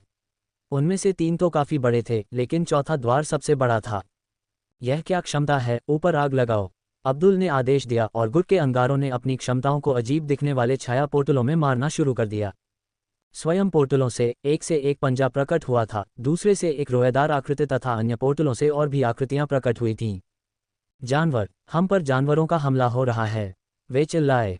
जिन जानवरों ने इस शरणस्थली को चुना था वे राजा स्तर के थे, इसलिए कई जानवरों के लिए उनसे निपटना मुश्किल साबित हुआ, लेकिन आखिरकार एक जानवर सबसे बड़े द्वार से बाहर निकला। एक विशाल जानवर जो धरती पर मौजूद हाथी जैसा दिखता था, बस उसके आगे कई सूंडें थीं और उसका आकार हाथी से 2 गुना था। जानवर की खाल से टकराते हुए हमलों को देखकर अब्दुल को एहसास हुआ कि वे एक सम्राट स्तर के जानवर से निपट रहे हैं। ये पहली बार नहीं था जब क्विन ने ऐसा कुछ किया था। पुराने ग्रहों पर कब्जा करने का यह उसका सामान्य तरीका था, बस फर्क इतना था कि उसने पहले कभी इतने खुलेआम ऐसा नहीं किया था। सैम ने उससे कहा था कि अगर वह चाहता है कि बेस वफादार रहे तो वह उसे यूं ही अधीन नहीं कर सकता। इससे क्विन को उनका रक्षक बनने का विचार आया। अगर किसी आश्रय पर ऐसे शक्तिशाली जानवरों का हमला हो जाए जिनके बारे में उन्हें पता भी न हो कि वे कहाँ से आए हैं, और क्विन उन्हें बचाकर अपनी ताकत का प्रदर्शन करे, तो बदले में वह उन्हें अपनी तरफ आने के लिए सुरक्षा प्रदान कर सकता था। इतना ही नहीं, वे उसके प्रति ऋणी भी महसूस करेंगे। छाया कौशल शैडो लॉक को अनलॉक करने के बाद उसे निश्चित रूप से इस क्षमता के परीक्षण के दौर से गुजरना पड़ा। यह एक ऐसा कौशल था जो उसे जीवों और जीवित प्राणियों को एक अलग स्थान, यानी छाया स्थान में बंद करने की अनुमति देता था। यह उसके आयामी स्थान जैसा ही था, लेकिन दोनों में कई अंतर थे। अपने आयामी स्थान का उपयोग करते हुए वह अपनी इच्छानुसार जितनी चाहे उतनी वस्तुएं डाल और निकाल सकता था, बशर्ते वह जीवित पदार्थ न हो। शैडो लॉक इसके विपरीत था, जिससे वह केवल छाया स्थान में जीवित प्राणियों को ही लॉक कर सकता था। हालांकि इसमें और भी अंतर थे। शैडो लॉक का उपयोग करते समय प्राणी की शक्ति के आधार पर यह एक निश्चित मात्रा में एमसी पॉइंट्स का उपयोग करता था। जब तक ये कौशल सक्रिय था और उसमें जीव या लोग शैडो लॉक में थे, तब तक वे एमसी पॉइंट भी लॉक हो जाते थे और उनका उपयोग नहीं किया जा सकता था। आश्रय में आने से पहले क्विन ने राजा स्तर के जानवरों के साथ साथ सम्राट स्तर के जानवरों को भी लॉक कर दिया था। उसे अपनी परछाई का इस्तेमाल करने के लिए बस थोड़े से एमसी पॉइंट्स ही बचे थे। उसे इस बात की चिंता थी, क्योंकि अगर वह कभी भी लॉक किए जाने वाले एमसी पॉइंट्स की संख्या से ज़्यादा हो गया तो उसकी स्किल टूट जाएगी, परछाई खुल जाएंगी और सभी जानवर आज़ाद हो जाएंगे। यही वजह थी कि उसने अपनी परछाई का इस्तेमाल नहीं किया था और पिछली लड़ाई में ज़रूरत पड़ने पर ही इसका इस्तेमाल किया था। परछाई का ताला तोड़ने के और भी तरीके थे और उनमें से एक अंदर से था। छाया शून्य के समान, यदि कोई उस अजीब स्थान पर हमला करता है जिसमें वह मौजूद है तो वह अंततः टूट जाएगा। लेकिन क्विन ने पाया कि जानवर जब छाया स्थान में प्रवेश करते हैं तो केवल कुछ ही चीजें करते हैं। वे सोते, बाहर निकलने के लिए जगह में दौड़ते या बस इधर उधर टहलते रहते। उन्हें अपने आसपास की जगह कोई खतरा नहीं लगती थी। लेकिन एक बार ऐसा हुआ कि एक जानवर बहुत देर तक वहां पड़ा रहा और क्विन को लगा कि उसे भूख लगी होगी। दर्द से कराहते हुए उसने आसपास की जगह पर जोर जोर से मारना शुरू कर दिया। यही कारण था कि हालांकि अंतरिक्ष का इस्तेमाल इंसानों पर किया जा सकता था, फिर भी आमतौर पर थोड़ी देर बाद हताश होकर वे अंतरिक्ष से बाहर निकलने वाली हर चीज़ पर हमला करने की कोशिश करते थे। फिर भी अपनी ताकत के आधार पर किसी एक को बाहर निकलने में दूसरों की तुलना में ज़्यादा समय लगता था। जानवर उस समय आश्रय स्थल में उत्पात मचा रहे थे, न सिर्फ गुट के सदस्यों पर बल्कि घरों, दुकानों और बाजार पर भी हमला कर रहे थे। उनमें से एक जानवर ने क्विन और उसके समूह पर हमला करने की कोशिश की थी। जाहिर है ये जानवर है, ये हम पर भी हमला करेगा, वॉर्ड ने कहा। ये ब्री परिवार नहीं है जहां जानवरों को पाला जाता है। उसने अपने हाथ से जानवर का पंजा गिरा दिया। जब उनकी दोनों आंखें मिली तो जानवर ने क्विन को नज़रअंदाज कर दिया। वह जानता था कि उन दोनों में से स्पष्ट विजेता कौन होगा। इन लोगों की जिंदगी तुम्हारे हाथ में है, क्विन ने कहा। अगर तुम चाहते हो कि हम तुम्हारे लिए इन जानवरों को मार डालें तो हम ऐसा कभी भी कर सकते हैं। अब्दुल क्विन की आवाज़ जोर से और साफ सुन सकता था। वह उस घमंडी बदमाश का मुंह तोड़ देना चाहता था, लेकिन सम्राट स्तर के उस जानवर से निपटने में इतना व्यस्त था। उसका पसंदीदा हथियार 2 कुल्हाड़ियां थीं और वह अपनी जगह पर मजबूती से डटा हुआ था। हर बार जब कोई विशाल सूंड उसकी ओर झुकता तो वह अपनी ताकत से उसे दूर धकेल देता। अब्दुल एक हट्टा कट्टा आदमी था और उसके पास जानवरों से लड़ने के अच्छे उपकरण भी थे, लेकिन उसे ऐसा नहीं करना चाहिए था। जिस तरह से वह अभी लड़ रहा था उससे उन्हें क्विन के कर्तव्य याद आ गए। लेकिन बाकियों को यह नहीं पता था कि अब्दुल अपने हमलों में क्यूई का इस्तेमाल करता था। फिर भी हालांकि वह अपनी स्थिति बनाए रखने में सक्षम था, अन्य सदस्य जो राजा स्तर के जानवर से लड़ रहे थे और सम्राट स्तर के जानवर की अन्य सूंडों से मारे जा रहे थे, वे अच्छा प्रदर्शन नहीं कर रहे थे। जब बाकी लोग ध्यान भटका रहे थे तब समूह आश्रय की ओर बढ़ने लगा। क्विन वहीं रुका रहा, सम्राट स्तर के जानवर और अब्दुल के ठीक पीछे। दोनों पत्रकार क्विन से दूर नहीं हटे, उसकी पहले बताई बातें ध्यान से सुन रहे थे। और उस समय वॉर्ड के लिए यह उस सारी अफरा तफरी के लिए सबसे अच्छा कोण था। ऑनलाइन लोग पूरी चीज़ को स्ट्रीम होते हुए देख सकते थे। वह ऐसा कैसे कर सकता है? शापित गुट इतना क्रूर है कि लोगों को हर समय आश्रयों पर हमला करने वाले जानवरों की चिंता रहती है और अब उसने आश्रय में जंगली जानवरों का एक झुंड छोड़ दिया है। आप सभी चीखें सुन सकते हैं। ये लोग बहुत घटिया हैं, देखो वो तो बस वहीं खड़ा है। उस समय क्विन और उसके समूह को इस बात का अंदाज़ा नहीं था कि उसके इन कार्यों के लिए ऑनलाइन उसके प्रति कितनी नफरत फैलाई जा रही है। उनके लिए इस स्थिति में आश्रय गृह में अनजान लोगों को लाना वही खलनायक था। फैसला करो, क्विन चिल्लाया। हार मानो और इन लोगों को जीने दो। अगर अब्दुल के पास समय होता, शायद वह ठीक से सोच पाता, तो वह किसी न किसी तरह सम्राट स्तर से निपट सकता था, लेकिन इस तरह नहीं। तब नहीं जब चारों तरफ अफरा तफरी मची हुई थी और उसके आदमी दूसरे जानवरों के आगे पीछे मर रहे थे। वह जानता था कि हार मानकर मदद मांगने का मतलब है कि शापित गुट जीत गया है। कृपया हमारी मदद करो, हमारी मदद करो, बाकी लोग चिल्लाए। ये लोग प्यो का हिस्सा नहीं थे, बल्कि उस गुट का हिस्सा थे जो इस ग्रह पर उनके साथ जुड़ गया था। उनमें कोई वफादारी नहीं थी। फिर भी क्विन वहीं खड़ा रहा, कुछ नहीं किया। अपनी मुट्ठी कसकर अब्दुल ने पूरी ताकत से एक ट्रक पर वार किया। आखिरकार वह उसका ऊपरी हिस्सा काटने में कामयाब हो गया, लेकिन इसी दौरान उस जानवर के दूसरे ट्रक ने उसे टक्कर मार दी और वह जमीन पर फिसलकर गिर पड़ा।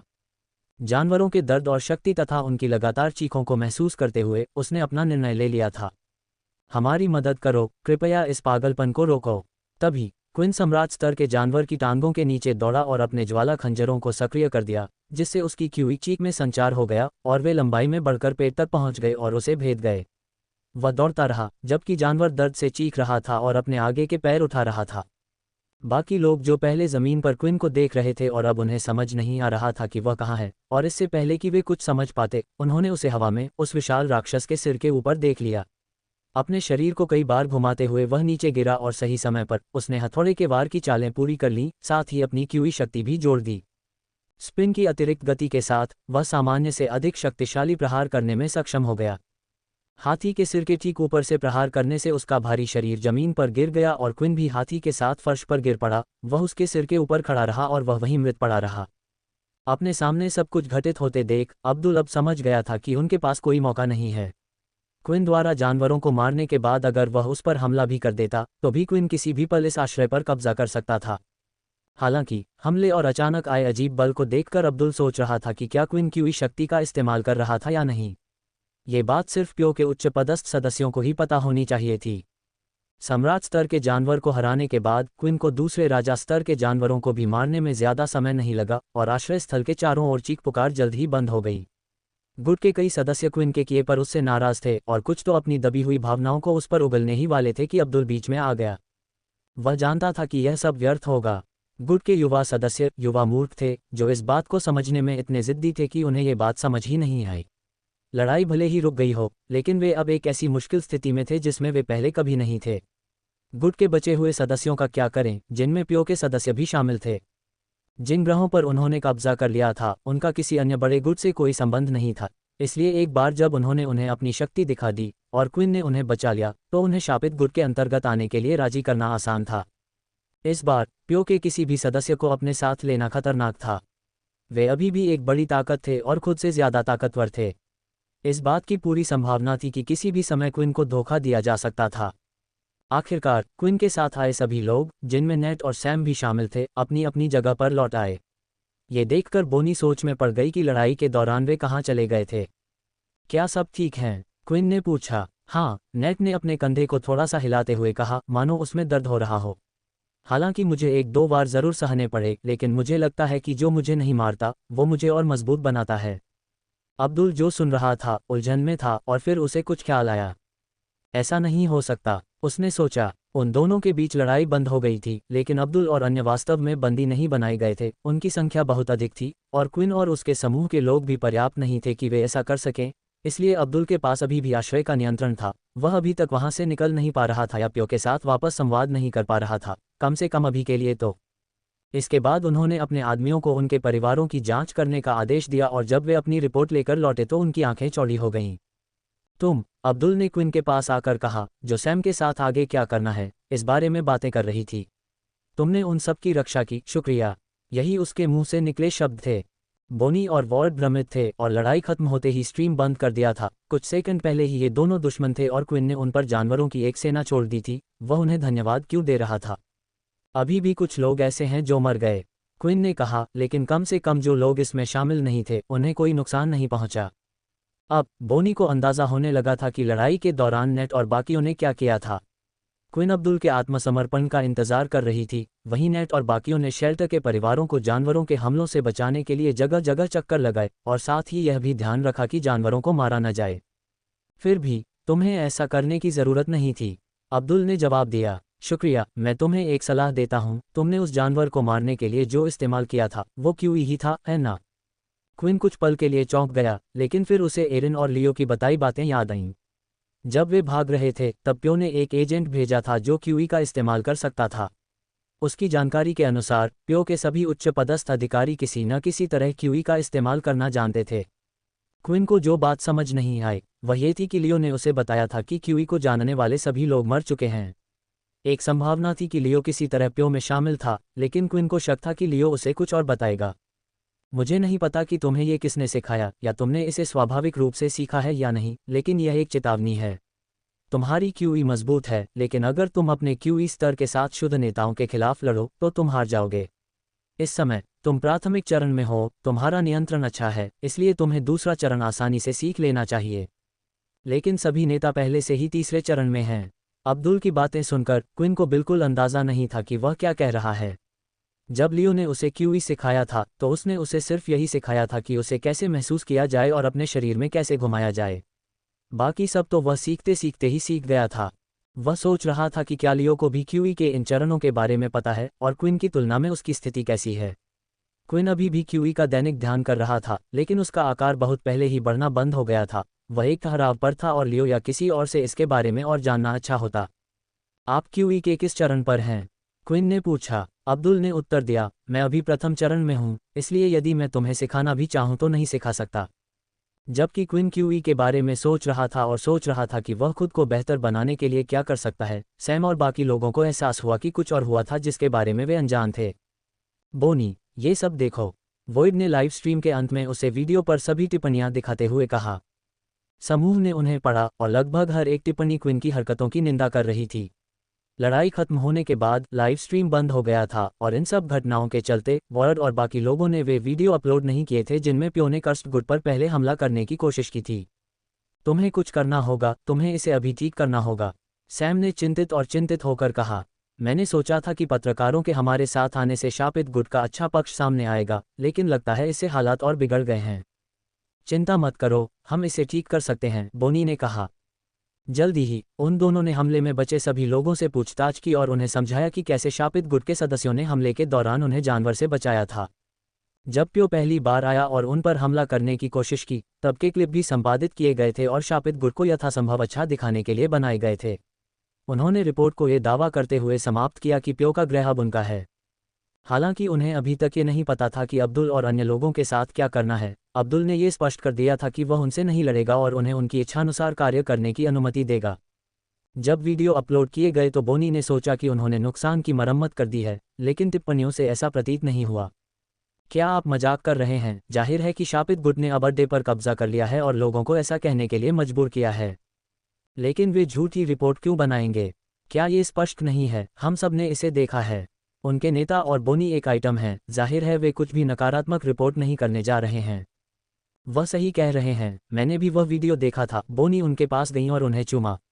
और वे कहते हैं कि उन पर पहले भी हमला हुआ था, तो उन्होंने अब तक वह फुटेज अपलोड क्यों नहीं किया?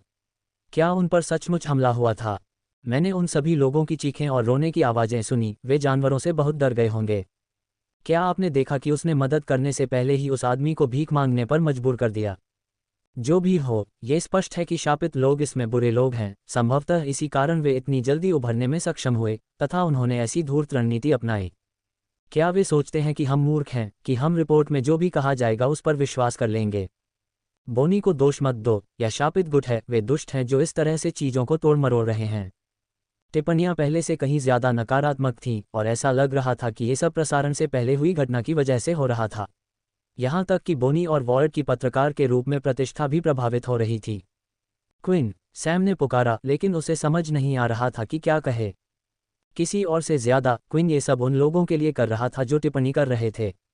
वह सबके लिए एक सुरक्षित दुनिया बनाना चाहता था और ये देखना चाहता था कि हर कोई उसके बारे में ऐसी बातें लिखे। लोग इतने क्रूर थे जबकि उनके पास सारे तथ्य भी नहीं थे। चिंता मत करो, क्विन ने कहा।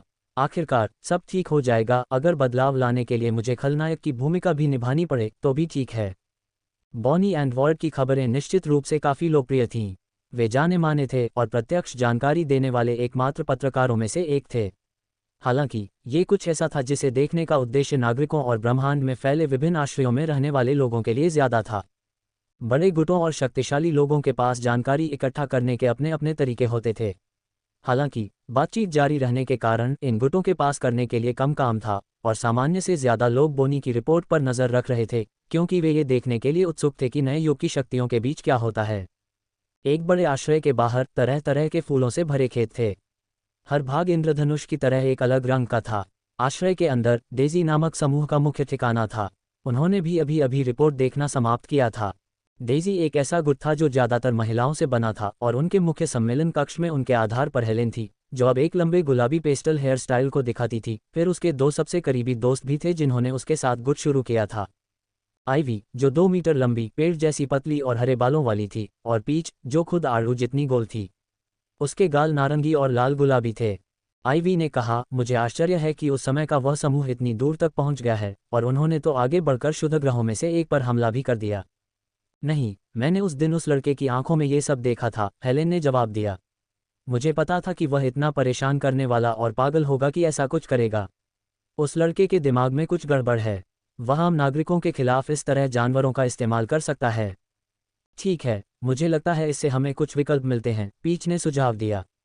हम या तो अभिशापित गुट से मुकाबला कर सकते हैं, जबकि वे शुद्ध पर ध्यान केंद्रित कर रहे हैं। इसकी अच्छी बात यह है कि भले ही हर कोई उनसे नफरत करता हो, अगर हम उन्हें खत्म कर दें तो हम लोगों के बीच पहले से कहीं ज़्यादा लोकप्रिय हो जाएंगे। हम प्यो पर हमला कर सकते हैं। प्यो और कर्स्ट गुट में से मुझे अब भी लगता है कि प्यो ज़्यादा बड़ा खतरा है, इसलिए जब तक वे कर्स्ट पर ध्यान केंद्रित कर रहे हैं हम उन्हें खत्म कर सकते हैं। या फिर हम इंतज़ार करते हैं और इसका नतीजा देखते हैं। दोनों के बीच लड़ाई के बाद एक पक्ष कमज़ोर हो जाना चाहिए, भले ही थोड़ा सा ही क्यों ना हो। हेलेन ने कुछ देर सोचा और उसे समझ नहीं आ रहा था कि शापित गुड ने प्यो पर हमला करने का फैसला क्यों किया। उनके बजाय उनके पास दो विकल्प थे, दो रास्ते आखिरी लावारिस ग्रह पर कब्जा करने के बाद आगे बढ़ने के लिए। क्या उनके पास प्यो के बारे में कुछ ऐसी जानकारी है जो हमारे पास नहीं है? अपने विचारों के बीच में ही उसे एक कॉल आया और दूसरी तरफ से एक प्रस्ताव दिया गया। अब ये तो आश्चर्य की बात है, हेलेन ने सोचा। डेजी गुड से दूर ब्रह्मांड के पशु भाग में ग्रहों का एक समूह प्यो के स्वामित्व में था। उनमें से एक ग्रह को उन्होंने अपना अड्डा बनाने के लिए चुना था। प्यो के कब्जे वाले पशु ग्रहों को इस तरह से स्थापित किया गया था कि उनका मुख्य अड्डा बीच में स्थित था। अन्य सभी ग्रहों ने इसे किसी न किसी तरह से घेर रखा था। इस तरह यदि कभी कोई हमला होता तो उन्हें आगे के ग्रहों में से किसी एक से होकर गुजरना पड़ता और उन्हें पहले ही इसकी सूचना मिल जाती। ये निश्चित रूप से प्यो का मुख्य आधार नहीं था, जिसका ठिकाना अभी भी अज्ञात था। वह मध्य ग्रह जहां प्यो का आधार स्थापित था, सफ़ेद पेस्टल रंग की जमीन से ढका हुआ था और उसी जमीन पर आश्रय बनाया गया था, जिसका आकार सामान्य से अलग था। प्यो ने इसे अपनी शैली में ढाल लिया था, एक बड़ा अंडाकार गुंबद जो बाहर से सबका नज़ारा रोकता था, हर चीज़ पर पूरा नियंत्रण रखते हुए। कौन अंदर बाहर गया, क्या, कब और कहाँ? नीचे वाले बिस्तर पर एक साधारण बंक बेड पर आराम करते हुए लैला ने सोचा कि वह थोड़ा आराम कर लेगी, और ऐसा करते हुए वह वीडियो रिपोर्ट देखने लगी। वह जल्द ही खरगोश के बिल में उतर गई और उसने सब कुछ देख लिया। क्या? वह जोर से चिल्लाई। सिया ने अपना तकिया पकड़ा और उसे अपने सिर के ऊपर रख लिया। अरे, चीखने चिल्लाने का काम तो मुझे ही करना है, सिया बोली। आखिर हो क्या रहा है? देखो, ये क्विन है। वह। फिर सिया ने बोनी द्वारा क्विन को चूमने का वीडियो देखा। ओह, शांत हो जाओ, ये तो केवल एक चुंबन था। इसके अलावा ऐसा लग रहा था कि वही थी जो उसके ऊपर झुकी हुई थी, सिया ने जवाब दिया। सिर्फ एक चुंबन, लैला ने शांत होते हुए कहा। उसका चेहरा अभी भी काफी गर्म लग रहा था। तो क्या तुमने पहले कभी किसी को चूमा है? सिया ने अपने कंधे उचकाए और अपने सिर के ऊपर की ओर इशारा किया। मुझे कैसे पता चलेगा, मुझे तो याद ही नहीं है। जैसे जैसे समय बीतता गया, प्यो के पास आने और उसके लिए दोबारा काम करने के बाद से सिया की लैला पर निर्भरता कम होती गई। उसने अपने अतीत के बारे में ज़्यादा कुछ नहीं सीखा था, लेकिन प्यो के काम करने के तरीके ज़रूर सीख लिए थे। और उसे जल्द ही एहसास हुआ कि शायद यही बेहतर था कि उसने इस संगठन से जुड़ी हर बात भूल दी। जल्द ही वह स्वीकार करने लगी कि वह क्या बन गई है, और हालांकि उसे इसका एहसास नहीं था, लैला समझ गई कि वह अब अपने पुराने रूप में ही थी। स्कूल में जिस नकली व्यक्तित्व का वह दिखावा करती थी, वही अब भी है। आराम से बैठकर बाकी रिपोर्ट देखने के बाद उसके चेहरे पर मुस्कान आ गई। ऐसा लग रहा है कि बाकी लोग भी अच्छा कर रहे हैं। क्या आप इस बात से खुश हैं कि दुश्मन ने हमारा एक ग्रह ले लिया है? सिया ने व्यंग्यात्मक लहजे में मुस्कुराते हुए कहा। क्विन, एक बार फिर तुम इतने मजबूत हो गए हो कि जब मैं वापस आऊंगी तो शायद तुम्हें पहचान भी न पाऊं। क्या अब भी तुम्हारे पास मुझसे पहले की तरह बात करने का वक्त होगा? लैला ने सोचा। शुरुआत में दोनों के बीच चीज़ें काफ़ी आसान थीं। क्विन अक्सर मदद के लिए लैला पर निर्भर रहता था। वह उसे वैम्पायर से जुड़ी चीज़ों को समझने में मदद करती थी, उसके लिए रक्त का स्रोत थी, और साथ ही उसे मानसिक रूप से भी बहुत सहारा देती थी। अब उसके आसपास ऐसे लोग थे जो उसकी मदद कर सकते थे। अपनी मुट्ठी भींचते हुए उसने हार नहीं मानी। उसने समय के साथ खुद को भी बेहतर बनाया था। अगले दिन दोनों अपने कमरे से बाहर निकले और अपनी सामान्य दिनचर्या में लग गए। कैंटीन के बेस पर घूमते हुए लैला को कुछ ऐसा दिखाई दे रहा था जो उसे परेशान कर रहा था। पियो ग्रुप के सदस्य रोनी नाम का एक गोरा, नुकीले बालों वाला लड़का 4 अन्य लोगों को दीवार के सहारे खड़ा किए हुए था। ऐसा लग रहा था कि उनमें से प्रत्येक के शरीर पर चोट के निशान और चेहरे पर निशान थे। तुम लोग कब समझोगे कि यह आश्रय अब तुम्हारा नहीं है? रोनी चिल्लाया। अन्य लोग ये सब होते हुए देख सकते थे, लेकिन फिर भी आगे बढ़ गए और अपना भोजन छीनते रहे। तुम लोगों को केवल शारीरिक दर्द ही पसंद है, टोनी चिल्लाया और उसने एक बड़े आदमी के पेट पर घूंसा मारा, जिससे वह फर्श पर गिर गया। ये क्या कर रहे हो? लैला ने दौड़ते हुए कहा। तुम उनके साथ ऐसा व्यवहार नहीं कर सकते। वे पियो के सदस्य नहीं हैं, इसलिए उन्हें हमारे तौर तरीकों को अपनाने में थोड़ा समय तो लगेगा ही, लैला ने शिकायत की। टोनी ने मुड़कर देखा कि आखिर कौन उसे परेशान कर रहा था। चुप रहो, एजेंट 100। मैं तुम्हें याद दिला दूं कि मैं एजेंट 64 हूं, इसलिए मेरा पद तुमसे ऊंचा है। जाहिर है आप मुझ पर एजेंट रैंकिंग कार्ड का इस्तेमाल करेंगे, लैला ने जवाब दिया। अगर मैं एक ऐसा संगठन होता जो भेदभाव के खिलाफ है, भले ही मैं आपसे निचले दर्जे की हूं, फिर भी मुझे अपनी बात कहने का हक है जब मुझे लगता है कि आप जो कर रहे हैं वह गलत है। टोनी उन दोनों लड़कियों की ओर चलने लगा और उसने 2 उंगलीनुमा खंजर निकाले, जिनके अंत में एक गोलाकार हैंडल था जिससे वह अपनी धारें घुमा सकता था। आप सही कह सकते हैं, आप अपनी बात कह सकते हैं। हालांकि हम अपनी मर्जी से असहमत भी हो सकते हैं, और क्या किसी को फर्क पड़ेगा अगर आप जैसे कम रैंक वाले एजेंट की मौत हो जाए? रॉनी ने दोनों छोटी उंगलियों वाले खंजर फेंकते हुए कहा। लैला सोच रही थी कि उसे क्या करना चाहिए, लेकिन इससे पहले कि वह कुछ कर पाती, एक अदृश्य शक्ति ने खंजरों को पीछे धकेल दिया और उन्हें ठोस धातु को भेदते हुए दीवार में वापस फेंक दिया। धातु की जमीन पर पैरों की आवाज़ सुनाई दे रही थी, और लैला के सामने खड़े होकर उसकी नज़र में एक बड़ा सा सफ़ेद ओवरकोट दिखाई दे रहा था जिसके पीछे एक नंबर लिखा था। प्यो में केवल 5 सदस्य ही गर्व से अपनी एजेंट रैंक प्रदर्शित करते थे और वे प्यो में शीर्ष 5 थे। इस ओवरकोट पर 5 नंबर प्रदर्शित था। माँ, लैला ने सोचा, नए युग की शक्ति बनने की जिम्मेदारी लैला की माँ एजेंट 5 की थी और किसी समय उसका और क्विन का टकराव होना तय था। युवती सही कह रही है, एजेंट 5 ने कहा। ऐसे समय में हमें उन लोगों के साथ सम्मान से पेश आना चाहिए जो हमारी मदद कर रहे हैं, न कि उनकी तरह डरकर और अपनी ताकत का दुरुपयोग करके। तुरंत ही रोनी का सुर बदल गया। उसने नीचे देखा, उसे प्यो लीडर की आंखों में देखने में कठिनाई हो रही थी और उसने वहां से चले जाने का निर्णय लिया। उस कुतिया, हर कोई ऊंचे पद वालों का सम्मान करता है क्योंकि वे जानते हैं कि उन सदस्यों ने हमारे लक्ष्य के लिए कितना कुछ त्याग किया है। रॉनी ने सोचा, हम ऊंचे पद वालों ने ज्यादा योगदान दिया है तो हमारे साथ दूसरों से बेहतर व्यवहार क्यों नहीं किया जाना चाहिए? और लैला, एजेंट 100 उसे तो पहले से ही गिने चुने एजेंटों में नहीं होना चाहिए। अगर हम जन्म से मिलने वाले विशेषाधिकार की बात कर रहे हैं तो वह सबसे बुरी है, सिर्फ इसलिए कि उसका नेता से किसी प्रकार का रक्त संबंध है। बेस में यह कोई राज नहीं था कि एजेंट 5 लैला की मां थी। रॉनी को ये तो नहीं पता था कि कब, लेकिन जाहिर है कि अतीत में हुई किसी घटना ने सबको इस बात का एहसास करा दिया था, और जाहिर है पूरे बेस में अफवाह फैल गई थी।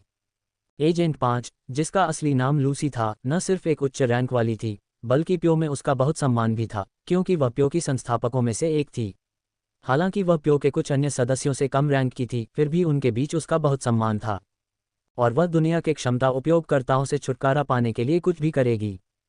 धन्यवाद, लैला ने थोड़ा झुककर कहा, जैसे ही उसने ओवरकोट की हवा को अपने पास से गुजरते हुए महसूस किया।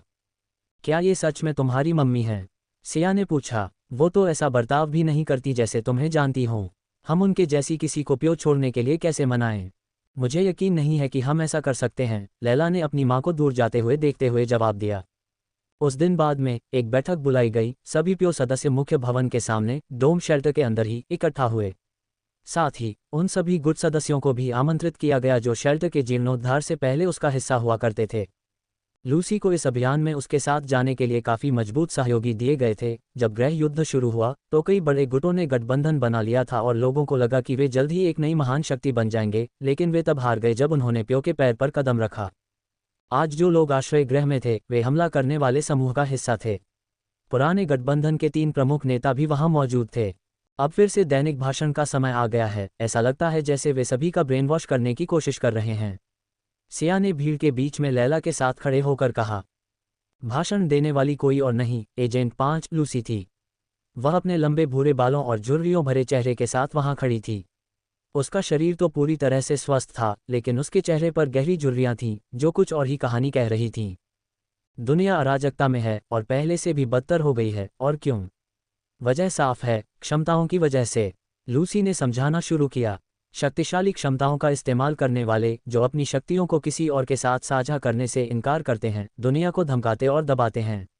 ऐसा क्यों था कि इससे पहले भी जब हमारे पास बिग 4 और सेना जैसे शब्द थे, तब भी शक्तियां विभाजित थीं क्योंकि ये लोग शासन करते थे। अपने जीवन में घटित घटनाओं के बारे में सोचें, जब इन बड़ी शक्तियों में से किसी ने कुछ गलत किया हो और उसके लिए उन्हें दंडित किया गया हो, या क्या उन्हें ऐसी चीज़ों से छूट दी गई थी, उनके कार्यों को ये कहकर नज़रअंदाज कर दिया गया था कि इन लोगों की दुनिया में हमसे ज़्यादा ज़रूरत है। हम दुनिया की भलाई के लिए लड़ रहे हैं। अगर प्यो का शासन हो जाए तो क्या लड़ाई बंद हो जाएगी? बिल्कुल नहीं। क्या दुनिया में युद्ध रुक जाएगा? नहीं। लेकिन ये बराबरी की शर्तों पर होगा। यह आज की तुलना में ज़्यादा न्यायपूर्ण होगा। अब तक लूसी हर दिन एक ही समय पर लोगों को ऐसे ही भाषण देती रही थी। वह प्यो सदस्यों को मंच पर बुलाकर उनके अपने अनुभव भी बताती थी। उच्च क्षमता वाले उपयोगकर्ताओं के साथ उनका व्यवहार कठोर था और वे अन्य उपयोगकर्ताओं के किसी भी प्रश्न का उत्तर देती थीं। ये सारी कहानियां सुनकर सिया को आश्चर्य हुआ। माँ, ऐसी क्या स्थिति थी जिससे उन्हें एबिलिटी उपयोगकर्ताओं से इतनी नफरत हो गई? दरअसल मुझे नहीं पता, लैला ने जवाब दिया। उसे एहसास होने लगा था कि वह अपनी माँ को भी कितना नहीं जानती और यह बात उसे दिन ब दिन परेशान करती जा रही थी। जब भी दोनों बातें करती तो हमेशा प्यो के बारे में ही बात होती।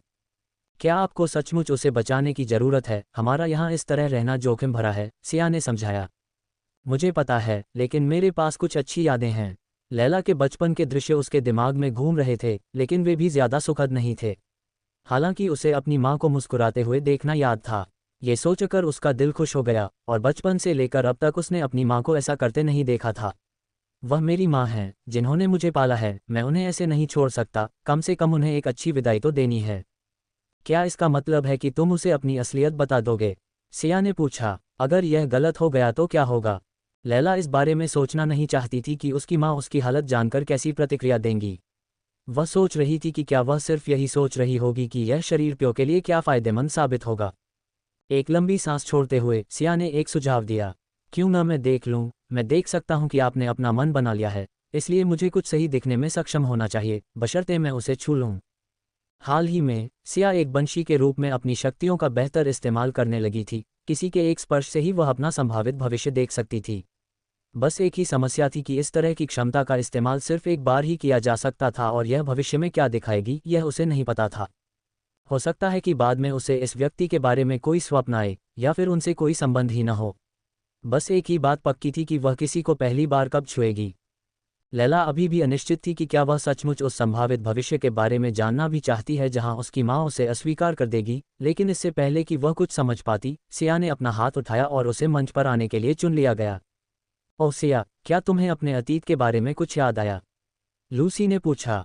सिया वहां खड़ी होकर सबको देख रही थी, और कुछ ही क्षणों बाद वह कांपने लगी और उसके पैर जवाब दे गए और वह रोते हुए फर्श पर गिर पड़ी।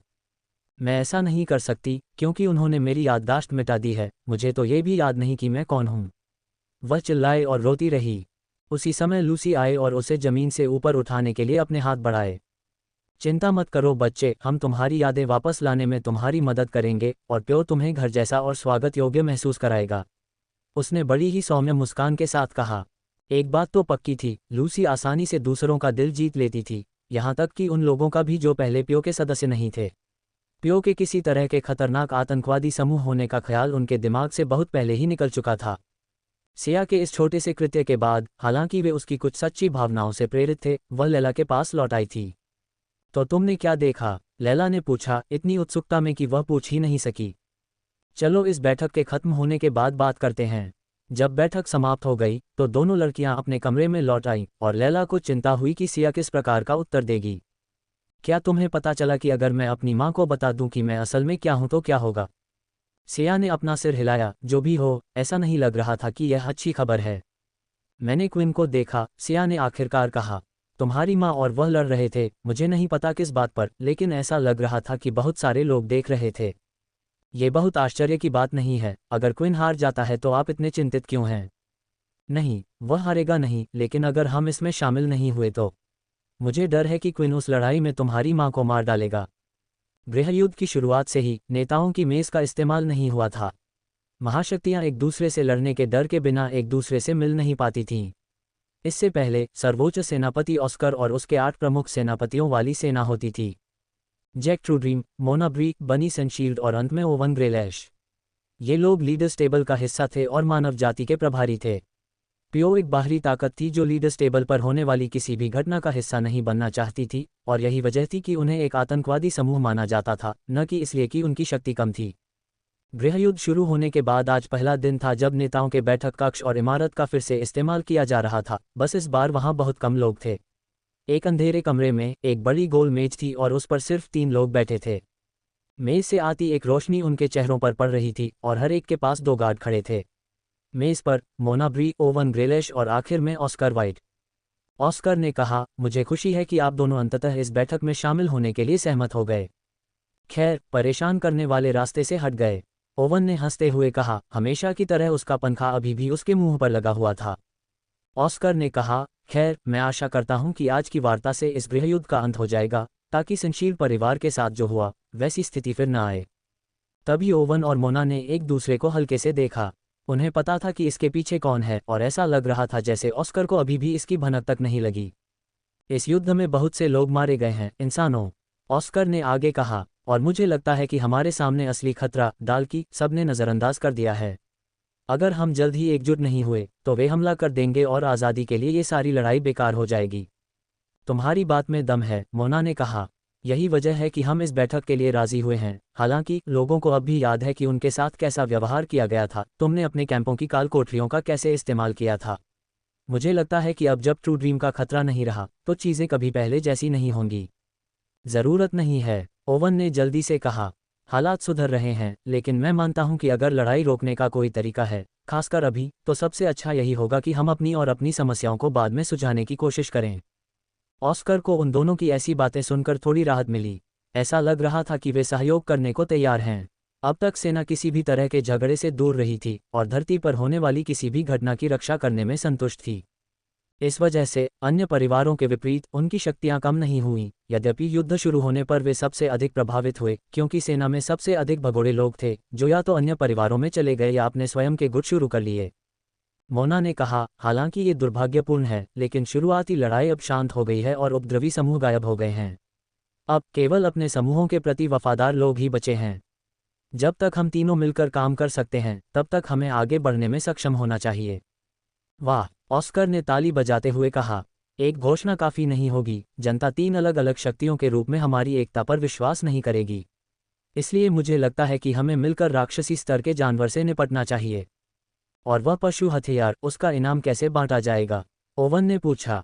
इस समय दुनिया में ऐसा कुछ भी नहीं है जो राक्षस स्तर के पशु हथियार के बराबर हो। भले ही हम अन्य समूहों को ऐसे उपहार दें जो राक्षस स्तर के पशु हथियार के बराबर हों, ये स्वीकार्य नहीं होगा।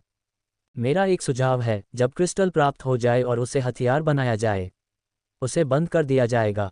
उसका स्थान इस मेज़ पर बैठे हम तीनों को ही पता है। हम में से हर एक अपने ज्ञात संयोजन का उपयोग करेगा और हथियार का उपयोग करने के लिए हम तीनों को उसके उपयोग पर सहमत होना होगा। इससे ये सुनिश्चित होगा कि मौजूदा शक्तियों में से किसी को भी ताकत न मिले और यह गलत हाथों में भी न पड़े। साथ ही मुझे लगता है कि डाल्की को हराने में हमारी मदद करने के लिए दानव स्तर के हथियारों की आवश्यकता है। पहले तो मोना और ओवन ने कोई जवाब नहीं दिया। उनकी वजह यह थी कि उस राक्षसी हथियार के साथ उनकी अपनी योजनाएं थीं। उनमें से एक योजना खुद को एक ऐसी बड़ी ताकत से बचाना थी जिसके बारे में सेना को पता भी नहीं था। फिर भी उनके पास और क्या विकल्प था? यदि वे एक साथ यह शिकार नहीं करते तो यह निश्चित रूप से एक रक्तपात होता। अभी भी एक समस्या है, मोना ने कहा। हालांकि ज़्यादातर मौजूदा शक्तियां हमारे नियंत्रण में हैं, लेकिन सभी नहीं। क्या आपको लगता है कि हमें नए युग की शक्तियों को अपने साथ शिकार करने के लिए आमंत्रित करना चाहिए? वरना इस बात की पूरी संभावना है कि वे भी इसमें शामिल हो जाएं। ये चर्चा का एक और विषय था जिसे उठाया जाना आवश्यक था और इसे नज़रअंदाज नहीं किया जा सकता था। ओवन ने कहा, मौजूदा तनाव के चलते उन तीनों का साथ मिलकर काम करना और साथ में बुलाना नामुमकिन होगा और मुझे नहीं लगता कि हम में से किसी के पास उन्हें नियंत्रित करने का समय है। हालांकि अगर उनमें से सिर्फ एक ही है तो शायद हम उसे भी इस शिकार में बुला सकते हैं। तुम क्या सोच रहे हो? ऑस्कर ने कहा, ये जानते हुए कि ओवन के मन में पहले से ही कुछ है। मुझे यकीन है कि वे इस पर सहमत होंगे, लेकिन 3 नए युग की शक्तियों के बीच द्वंद्व युद्ध कैसा रहेगा? विजेता सब कुछ ले जाएगा, जिसकी निगरानी हम तीनों इस मेज पर करेंगे। मुझे यकीन है कि वे भी हमारी तरह ही मौतों से थक चुके हैं। अगर यह प्रस्ताव सार्वजनिक कर दिया गया तो उन पर इसे स्वीकार करने के लिए लोगों का दबाव होगा। अगर दूसरों को शामिल किए बिना यह समस्या हल हो सकती है तो उन्हें इस मौके का फ़ायदा उठाना चाहिए। इससे हमें उनकी ताकत देखने का भी मौका मिलेगा और यह भी पता चलेगा कि क्या उन्हें हमारे साथ शिकार पर आमंत्रित करना उचित है। याद रखें, लोगों को नियंत्रित होना पसंद नहीं है, उन्हें आज़ादी का एहसास पसंद है, चाहे वह वास्तव में हो या न हो। आपको बस उन्हें यह विश्वास दिलाना है कि उनके पास पहले से ही एक विकल्प था। क्या आप इसी तरह अपने लोगों को नियंत्रित करते हैं? मोना ने टिप्पणी की, लेकिन ओवन ने इसे अनदेखा करना उचित समझा। मुझे लगता है तुम्हारा सुझाव सही है, ऑस्कर ने कहा। इस घटना का प्रसारण भी सबको होना चाहिए और हमें इस बात पर भी सहमत होना चाहिए कि अगर कोई दूसरा पक्ष द्वंद्वयुद्ध के नतीजे को स्वीकार नहीं करता है तो हम मिलकर उन्हें खत्म कर देंगे। काली सूची में डालना बहुत छोटा खतरा है। बाकी लोग इसे देख नहीं पा रहे थे, लेकिन ओवन मुस्कुराने लगा था। बहुत से लोग ऑस्कर का सिर्फ अच्छा पक्ष ही देख रहे थे। युद्ध के नायकों में से एक, लेकिन अगर वह सचमुच एक अच्छा इंसान होता तो वह कभी भी वो सब नहीं कर पाता जो उसने पहले किया था। यहाँ नेता की मेज पर वह अपना असली रंग दिखा सकता था। वाह, तो तय हो गया, मोना अपनी सीट से उठते हुए बोली। जगह तय हो जाएगी, अब बस चिंता इस बात की है कि वे स्वीकार करते हैं या नहीं। गुप्त रूप से मोना को सम्राट स्तर के क्रिस्टलों में से किसी एक को सुरक्षा में गिरने देने में कोई आपत्ति नहीं थी, क्योंकि उसकी नज़र बड़ी तस्वीर पर थी। हरे परिवार के उपकरण के साथ उसके पास जल्द ही चुनने के लिए अपना संग्रह होगा। खासकर इस गठबंधन के साथ उसे दूसरों के हमलों की चिंता नहीं करनी पड़ेगी। ऑस्कर ने पूछा, यह विचार आपके दिमाग में कैसे आया? क्या आपने सुना है कि ऑनलाइन एक छोटी सी शर्त चल रही है? ओवन ने पूछा। लगता है जनता अभी से वोट डाल रही है कि इन नए जमाने की ताकतों में से कौन जीतेगा। तभी मेरे दिमाग में यह विचार आया, उन पर पहले से ही हमसे ज्यादा ध्यान है, तो चलिए लोगों को वो दें जो वो चाहते हैं, एक छोटा सा शो। हालांकि मैंने पहले ही अपनी निजी शर्त लगा ली है, ओवन ने मुस्कुराते हुए कहा।